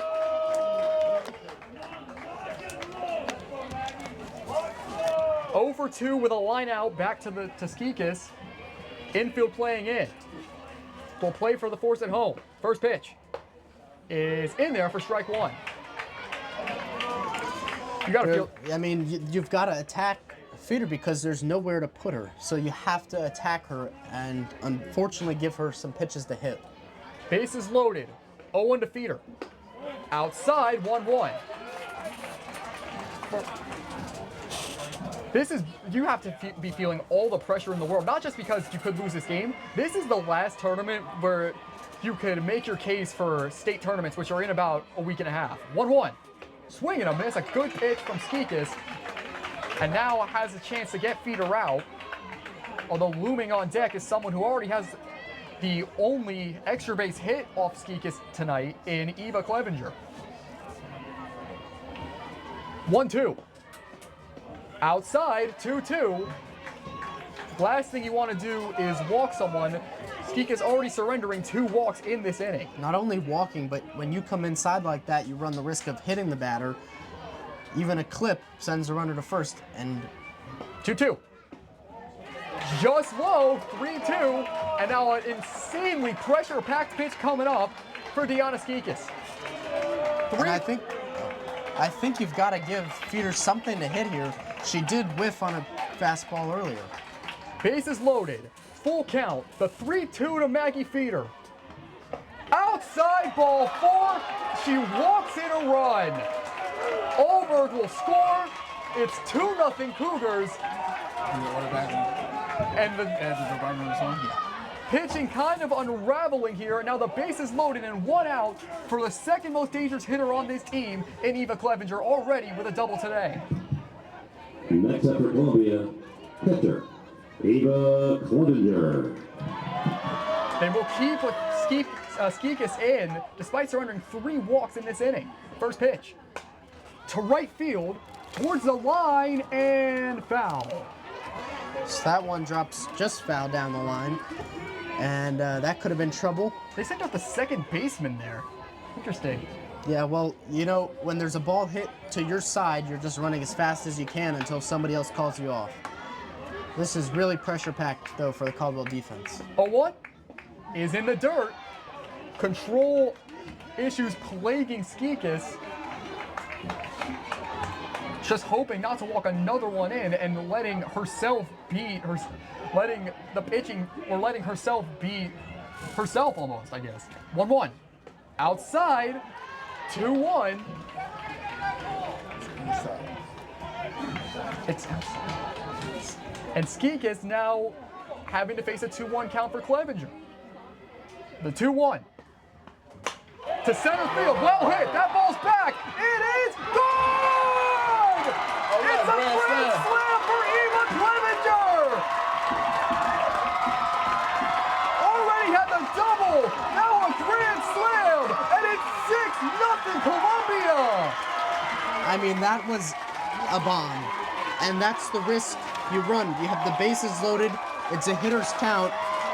And you put yourself in a bad position as a pitcher. You have to throw one where the hitter can hit it, and the hitter did hit it over the center field fence to the deepest part of the park, and it's 6-0 Columbia. That's Clevenger's second home run. That'll put her at 30 runs batted in on the season, and you could just see it coming. Skikas had a ton of control problems. Had walked 3 in the inning, still going to try and clean up her mess. To face Maya Bernstein, who does have a hit on her already tonight. And you can really hear the Columbia crowd now. First pitch, swing and a miss, and it's 0-1. That was a shot.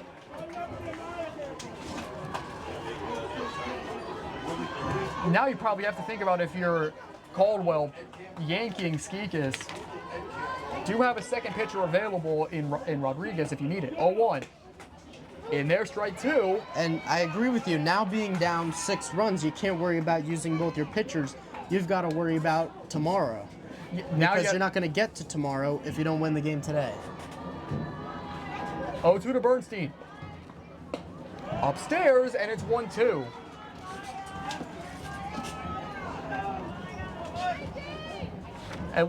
At least now, if there's a silver lining to any of this, the pressure is off. She can now dial in and try and get out of this 5th inning. 1-2 to Bernstein. Fouled back and out of play.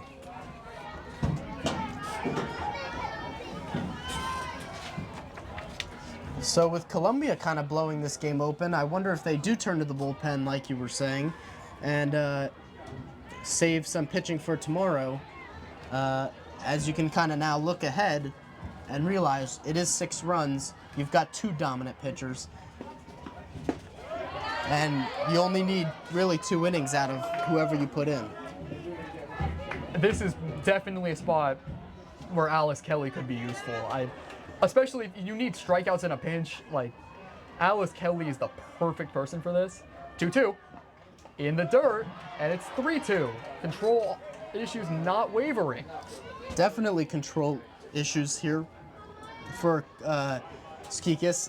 You know, when your arm gets tired, when you've thrown a lot of pitches, been out on that mound for a while, it's hard to locate to perfection. 3-2 coming to Bernstein, and it's up, ball 4, and Bernstein works a walk. Second time on base tonight for Bernstein. You also have to think about this isn't the state's, like, this isn't. And I think that's going to do it for Skikas. This isn't the state playoffs, and Caldwell still has games after this, and they have, again, the state tournament's in about a week and a half. It starts on the 26th. Are they going to keep Deanna Skikas in?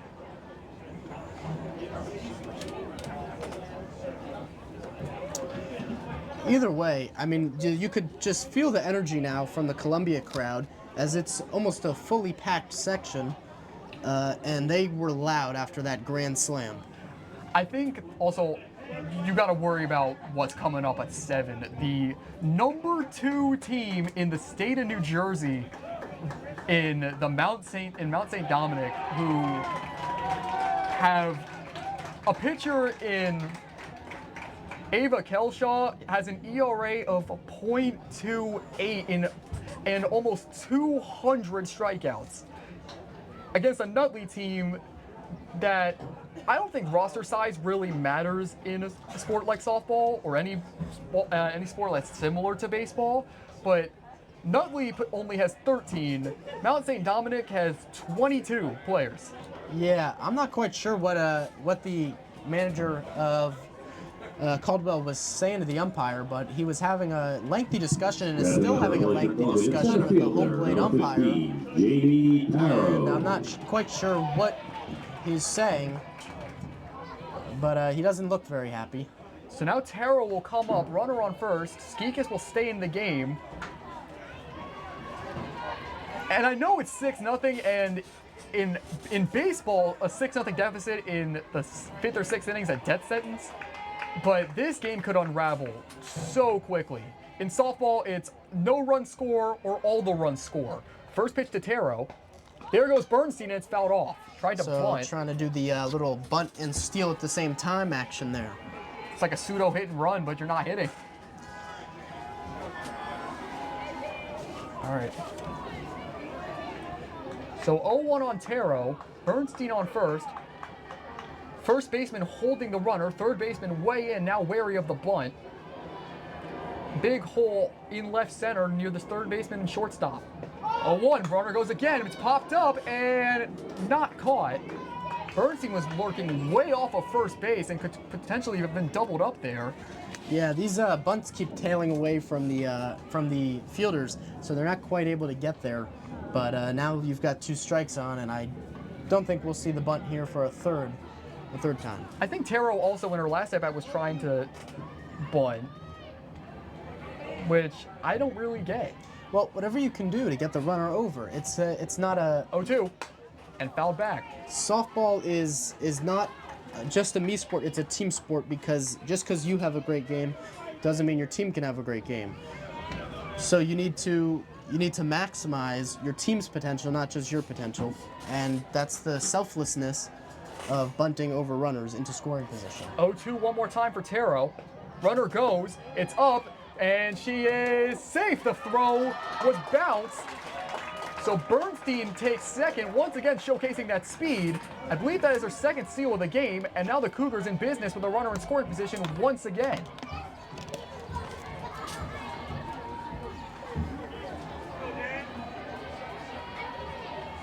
One-two to Taro. Swing and a miss, she got him. Or she got her. Big strikeout there to try and get out of this inning. Got to keep it at 6 runs. Give your offense a chance to come back. Next up for the So now Cougars, Emma Lerner. number 3, Emma Lerner. A threat in the runner on second. Trying to cash in another one. Bernstein off a second. First pitch is in there for a strike, 0-1. I feel like a strikeout always calms the nerves of, especially someone that's been very shaky in this 5th inning. Second pitch is in there for a strike. It's 0-2, and the strike. Eva Clevenger. 27. 0-2 on Lerner. Pitch. In there, strike 3 called. Got her on 3 pitches. So Skeek is able to work around a walk and a stolen base.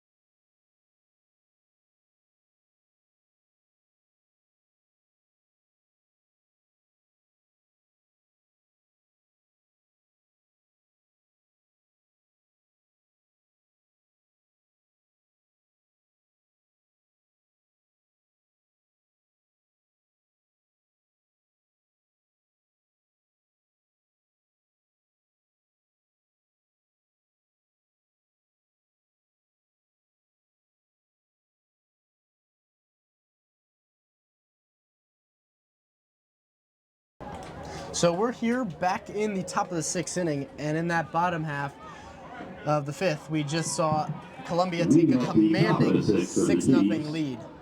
Sophia Rodriguez. It was 1-0 going into the inning, and they just exploded for 5 runs, including a grand slam from Eva Clevenger, the catcher. And Shoup will stay on to pitch the top of the 6th.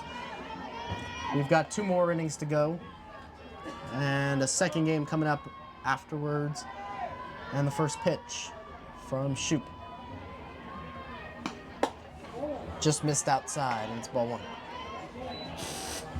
You know what, for Ava Rodriguez, I would not be surprised if she's asked to pull double duty here, especially after a mound visit in the 5th. And I don't want to say a lack of confidence, but it's a pretty good signal that she might come out. And that's in there for a strike. A good frame by the catcher, Clevenger, and it's 1-1.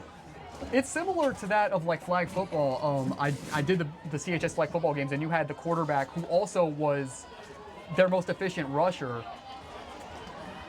You might have a pitcher who might be their best hitter. Pitch. Swung on and missed. That's strike 2. And 1 more strike. And Shoop will have yet another strikeout. She's looked unfallible in this game. The 1-2. In there for strike 3. And that's 1 big out to start the 6th inning. Just throws her with a pitch right down the pipe. What a pitch by Shoop.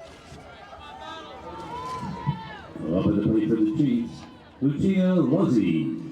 So 1 out now, and Luzzi will come to bat against Shoop. And you can see immediately infield's way in. Expecting another bunt. We saw one earlier. And the pitch. Not a bunt. She was doing the walk-up slash, trying to slash the ball down that left field line. But Lerner's covering it pretty well down the left side.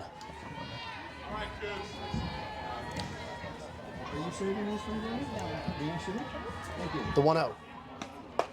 In there for a strike, and it's 1-1. I wonder, because we've seen Kaplan do it, and we've seen now Luzzi do it, is the running stance, like, does that affect the strike zone in any way?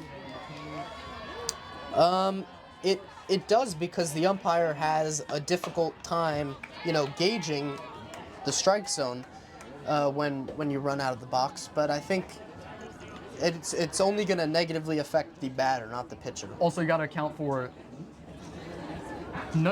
except for Shoop, none of these girls are particularly tall. So you have a very, very small strike zone that allows Luzzi to even work these counts and draw as many walks as she does. But now it's 1-2 on Luzzi. And the pitch from Shoop. Already a strikeout in the inning. And it's tapped foul. Lerner's got it, but foul. That is not Emma Lerner.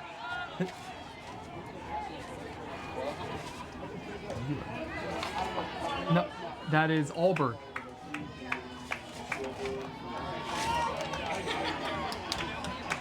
That is Olivia Alberg, not Emma Lerner. The 1-2. Just missed low, and it's 2-2.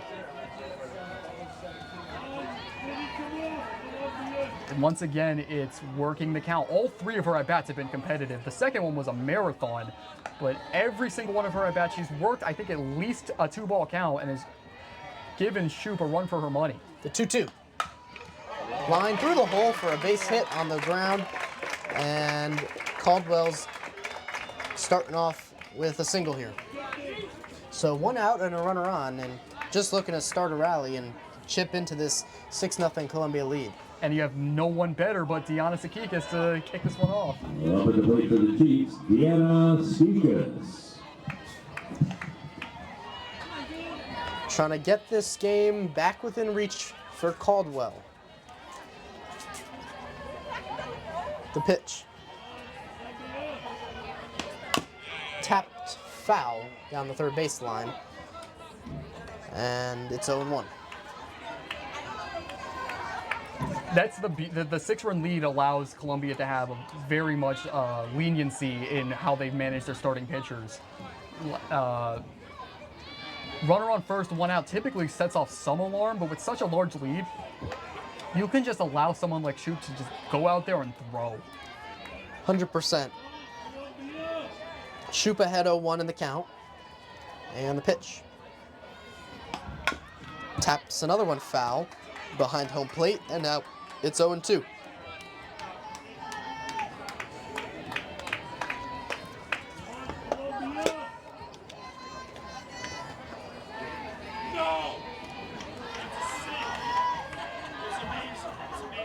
If you could retire their best hitter, that'd be a big confidence booster to try and kill any rallies for Caldwell. And the 0-2. Bounced it, and the runner was lucky to get back to first there, as she was kind of in no man's land. She's honestly, I know she gave up the single, and that's one of the very few hits that she's allowed in this game, but with Claire Shoup, she's looked stronger as this game has gone on. She had a bit woes in the first, especially with pitch count, but she's looked strong. Swung on and missed, strike 3. Got her on the swing, and there's now 2 away. And Shoup's got all the confidence in the world out there. Absolutely. Up 6-0. Lila Ulrich. Ulrich was pinch ran for. They do not do substitutions on pinch running opportunities. And here's the first pitch. Single up the middle. That's a base hit. Runner will stop at second. And now they've got first and second and something cooking. Trying to chip into this lead. Next up for Caldwell's number 8, Ava Gerasi. And now Gerasi at the plate is going to be tasked with keeping the inning going with 2 outs and potentially knocking in a couple of runners. Shoup does not allow runners in the... She doesn't allow runs to score. And it's a ball.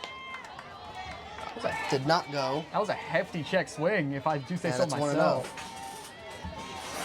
1-0. Yeah, looked close, but with nobody to check it down to at first base, it's the home plate umpire's call, and it was off the plate.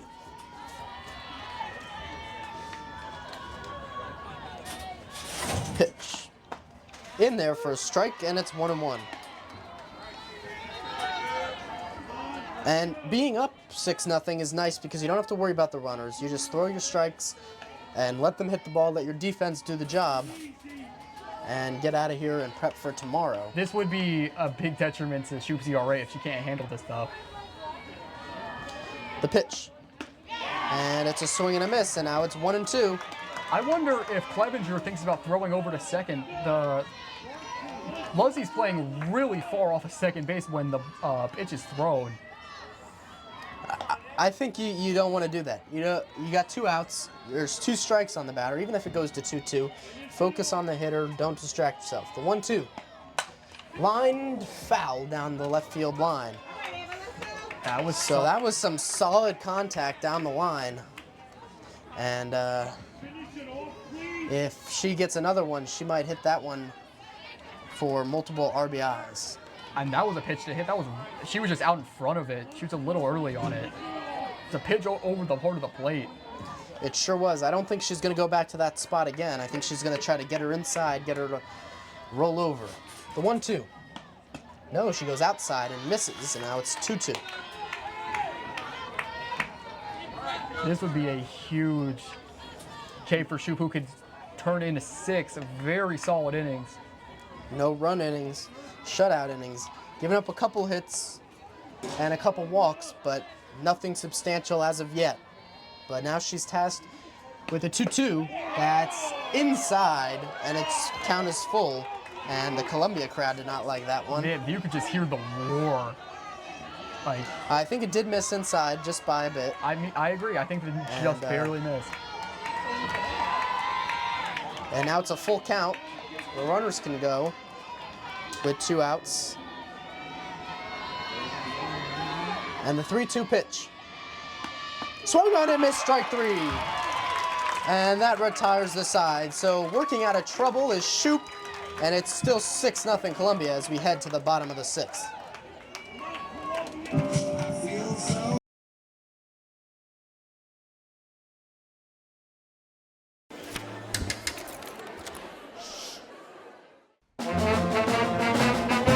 Hey, conductor, how about something new? You played this last year. Come on, get your head out of your sacks. Shh, we're trying to hear. Well, I'm sick and tired of hearing your kid play the wrong notes. Where's my kid's solo? At least you can see your kid. Why is my kid stuck way in the back? The conductor only plays his favorites. I get her! Not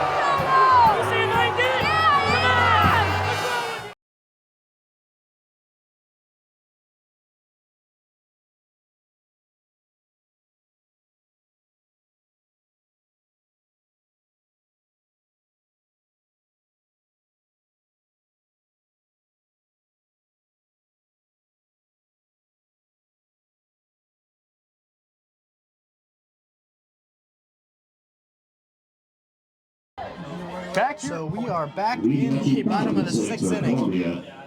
Number 7, Olivia Alberg. And Olivia Alberg will lead off here, the freshman for the Cougars. Takes one for a strike, and it is 0-1. Had the walk in her last appearance, which led to the first run of that 5-run 5th inning. And she started that big inning, and she's going to try to start another big inning here to give a real big cushion to the Cougars. Takes that one inside, and it's 1-1. So not giving that inside corner right now. If you're missing just a little bit inside, you're not going to get it from this umpire. Interesting call to keep Deanna Skikis in this game. The 1-1 is inside, 2-1. I guess you don't want to run the risk of wasting an arm. Not only that, but we don't know if that arm is necessarily available today, if there's a reason that they still have Skikis out there. And that one's chopped hard to the shortstop hole and through for a base hit for Columbia. She'll stop at first, and the freshman is on base yet again. And that was just a chopper to the shortstop that just ate her up. Now at the plate for the Cougars, number 22, Cassie McGuire. So McGuire at the plate now, batting lefty, trying to do some damage here, and have another big inning for Columbia. Pitch. Swung on and missed. She swung hard at that one, and it blew by her. You know, the infielders, we've seen so many bunts in this one. I wonder if you think about that with the first and third baseman playing so far out. Yeah, I think you always have to be wary of the bunt, but I don't know that McGuire is going to be bunting here. A throw back to first, and she's back safely. So the catcher Rodriguez is trying to catch the runner on first sleeping, but she gets back, and now it'll be a 1-1 to McGuire. Chopped foul, and it is 1-2. So trying to keep it where it is, get out of this inning without allowing another run, and give Caldwell a chance, their last chance in the top of the 7th. But first, Columbia keeps their at bat. The 1-2 to McGuire is chopped double play ball, but it's booted. Still gets the out at second, but cannot get the out at first, as it was hit right at the shortstop, but she fumbled it, which only allowed for 1 out at second. In the words of the great Keith Hernandez, bad fundies. Now batting for Columbia, Lexi Kaplan. I think it's been most prevalent through this woman, Lexi Kaplan, who had the 2-base error on her single. That one just ate her up. And they are playing in again here against her. They really are underestimating her ability to hit the ball. And we saw it last time, she chopped it through the hole, but they're still playing in the same defense they played against her the last time when she made them pay. The 1-0. And you can see she's starting on the very back of the batter's box. She's starting in the bottom right-hand corner, and as the pitch comes in, she's moving all the way up to the front left corner of that lefty's batter's box. It's almost like a running start. And now it's a 2-0 to her. And yet again, it's 3-0 as that one misses outside. And you don't want to walk the 9-hitter to get to the top of the order, and Shoup awaits. But first, the 3-0 to Kaplan. In there for a strike, and it's 3-1. She stayed exclusively on that outside corner to Not Kaplan. trying to give anything inside because, well, it's actually interesting because Kaplan is trying to shoot it to the left side, so you'd think you'd want to get it inside to kind of prevent her from doing so. Oh, she went on the swing. That one missed, but she did go around, and now it's full. I think it's because she's thrown that so many times that she knew it was coming, and yet she still couldn't do anything about it because it was so outside. And here's the pitch. Outside, and that's ball 4. And Columbia's got something brewing again. It's first and second, and the top of the order, Claire Shoup coming up to the plate. There's no better time than ever for Shoup to come through. 0 for 3 tonight, but now always be wary of Claire Shoup, who already has turned in 6 shutout innings, looking to pad her stats a little more. It's 6-0, and this could get worse for Caldwell with Shoup and others to follow. and she hits one hard at the shortstop. She makes the play this time, steps on second for one, and it'll be first and third with 2 outs now for Maggie Feeder. Feeder had the bases loaded and 1 out, and the opportunity to come through, but had struck out. Which Now batting for the Cougars, Maggie Feeder. last appearance she walked to load the bases for Clevenger, who hit the grand slam her last time up. Elise Hermes has come in to run for Shoop again. And that's high, ball 1. So a lot of misses in this inning, a lot of walks in this game in general, and they're ready to be patient. The 1-0. In there for a strike, caught the inside part of the plate, and it's a 1-1. How many runs, I know it's a different sport entirely, but how many runs realistically do you think that Columbia could score that could blow this game out of proportion? I think right now at 6-0, the way the Caldwell's hit against Shoop today, I think even if they get this at 6-0, I think it's gonna be very difficult for Caldwell to put together 6 runs against, even if they get a couple off Shoop, another dominant pitcher waiting after. The pitch to Feeder is on to third, makes the play, but it's dropped, and the run comes in as she's safe at first. The ball was dropped by the first baseman.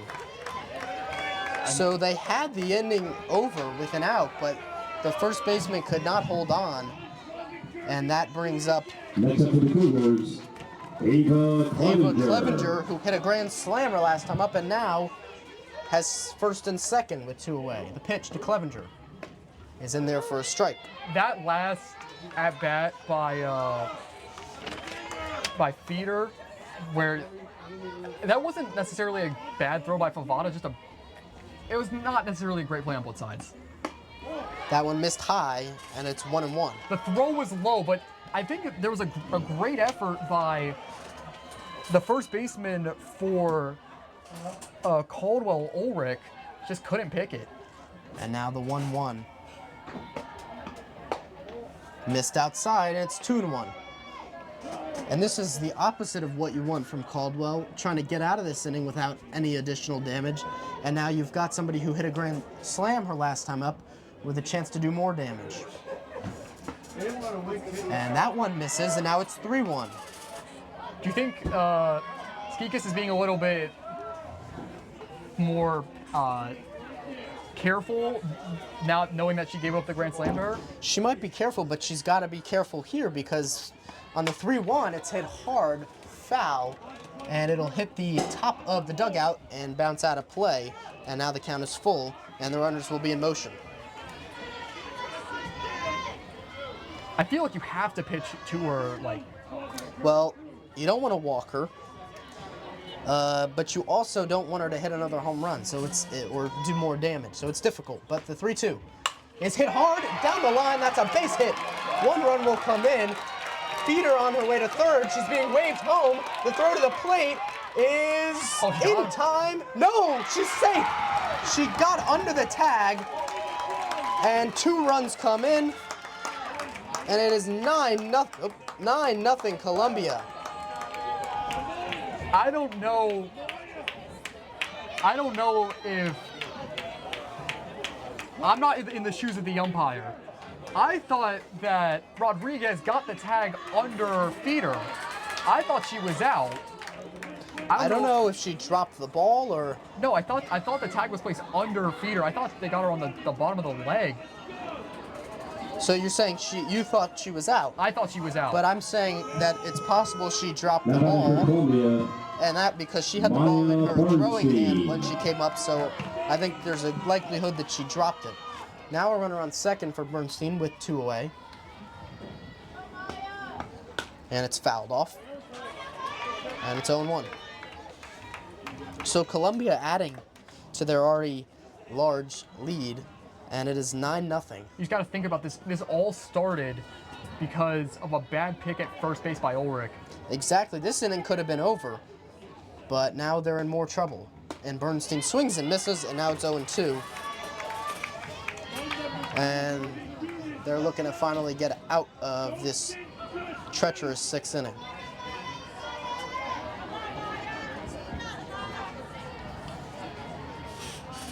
And the 0-2 pitch to Bernstein.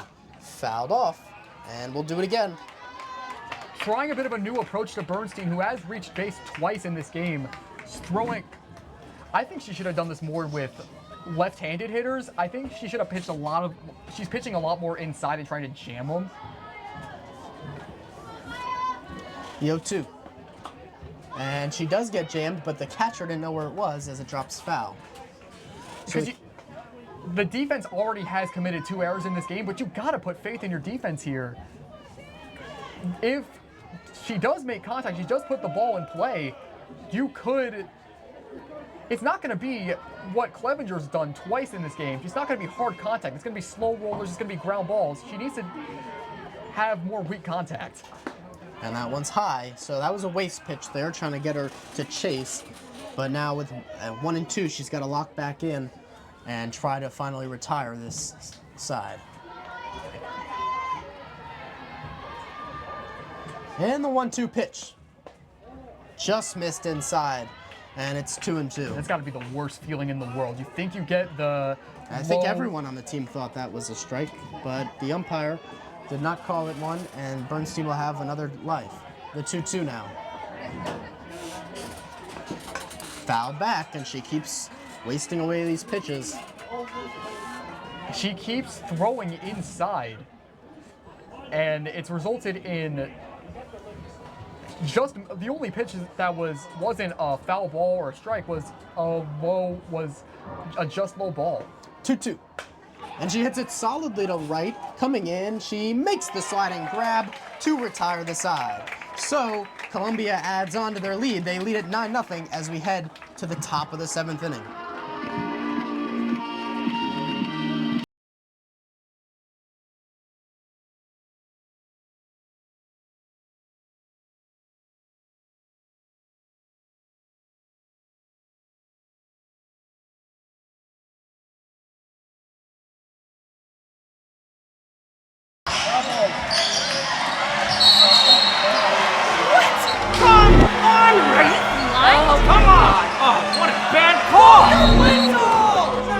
No business being out there. Terrible. You know, I'm a person too.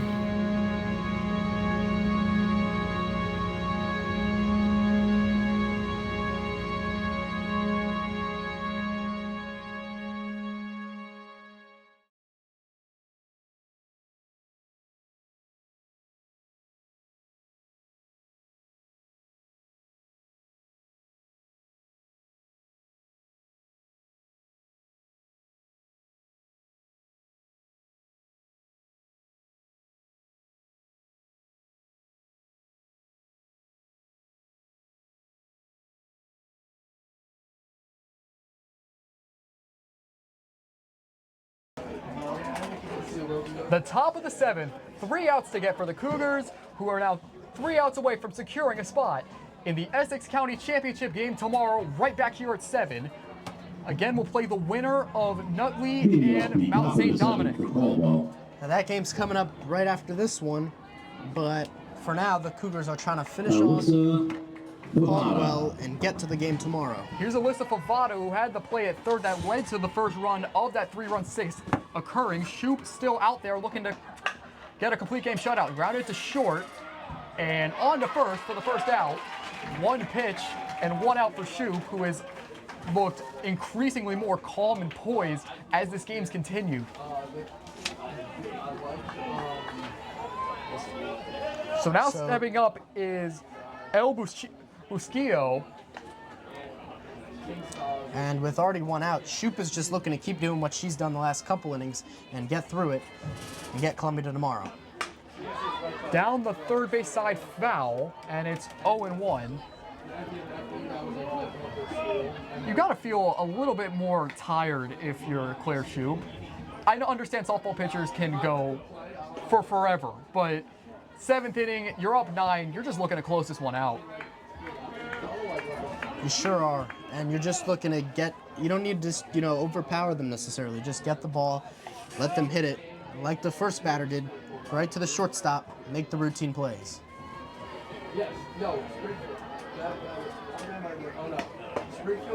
On the outside corner, a strike, and it's 0-2. Shoop trying to get double-digit Ks. This might not be her most impactful performance or her most dominant performance, but it's by far her biggest performance on the grandest stage. Got her! Went outside again and got the swing from Busquillo, and now the Cougars are 1 out away. Stepping up, Ava Rodriguez. No better hitter to close this out. Rodriguez, one of their best hitters. Does not have a hit tonight. And this is the last chance for Caldwell to get something started. First pitch, down the third baseline foul, it's 0-1. After this, we will take you right back to this field for the Nutley Mount St. Dominic game, one that I am personally super excited for. Even though we both go to Columbia High School, I just think it's going to be a joy to see the number, according to NJ.com's poll published today, the number 2 team in the country going up against the ultimate underdog and the lowest seed left in Nutley. 0-1, outside, 1-1.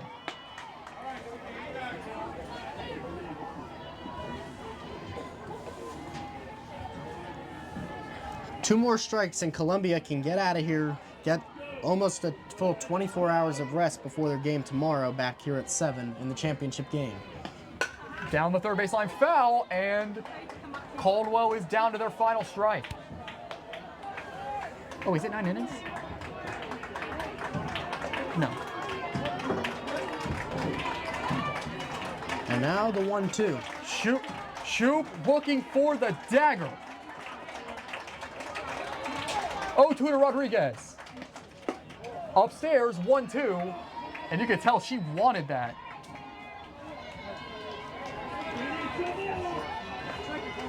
She almost started jogging off the mound like she wanted that to be the last pitch.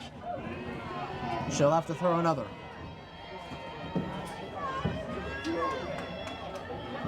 One-two to Rodriguez. To third, a foul ball, and she stays alive.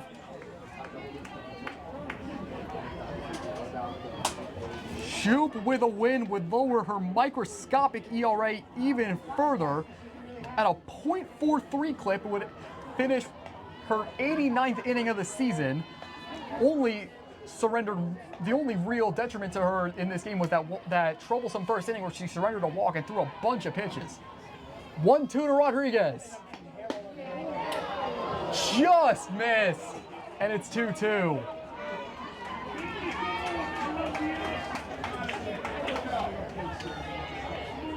We've had multiple pitches where Shoop wanted it, the crowd wanted it, Columbia wants it. They want to go home and rest up for tomorrow for whoever they face. Most likely. 2-2. Swing and a miss, she got her. Claire Shoop throws a complete game shutout. The Cougars close it out. 9-0. What a game for Shoop, and what a game for by far the MVP of tonight, Eva Clevenger. 5 RBIs, including the grand slam. How about a big round of applause for the effort by both What a teams. game for the Columbia High School Cougars on both sides of the ball. It was really impressive performance for the Cougars, a dominant one, you could say, with really the only scoring in the game, obviously coming from Columbia, but the only scares, the only pressure put on the pitcher. There was some pressure put on Columbia, but most of the pressure was on Caldwell, and they could not overcome that pressure in Columbia's 9-0 defeat. So they will go and advance to play the winner of our upcoming game. It's not going to be at 7, it's 7:05. So the game will start at 7:30 p.m.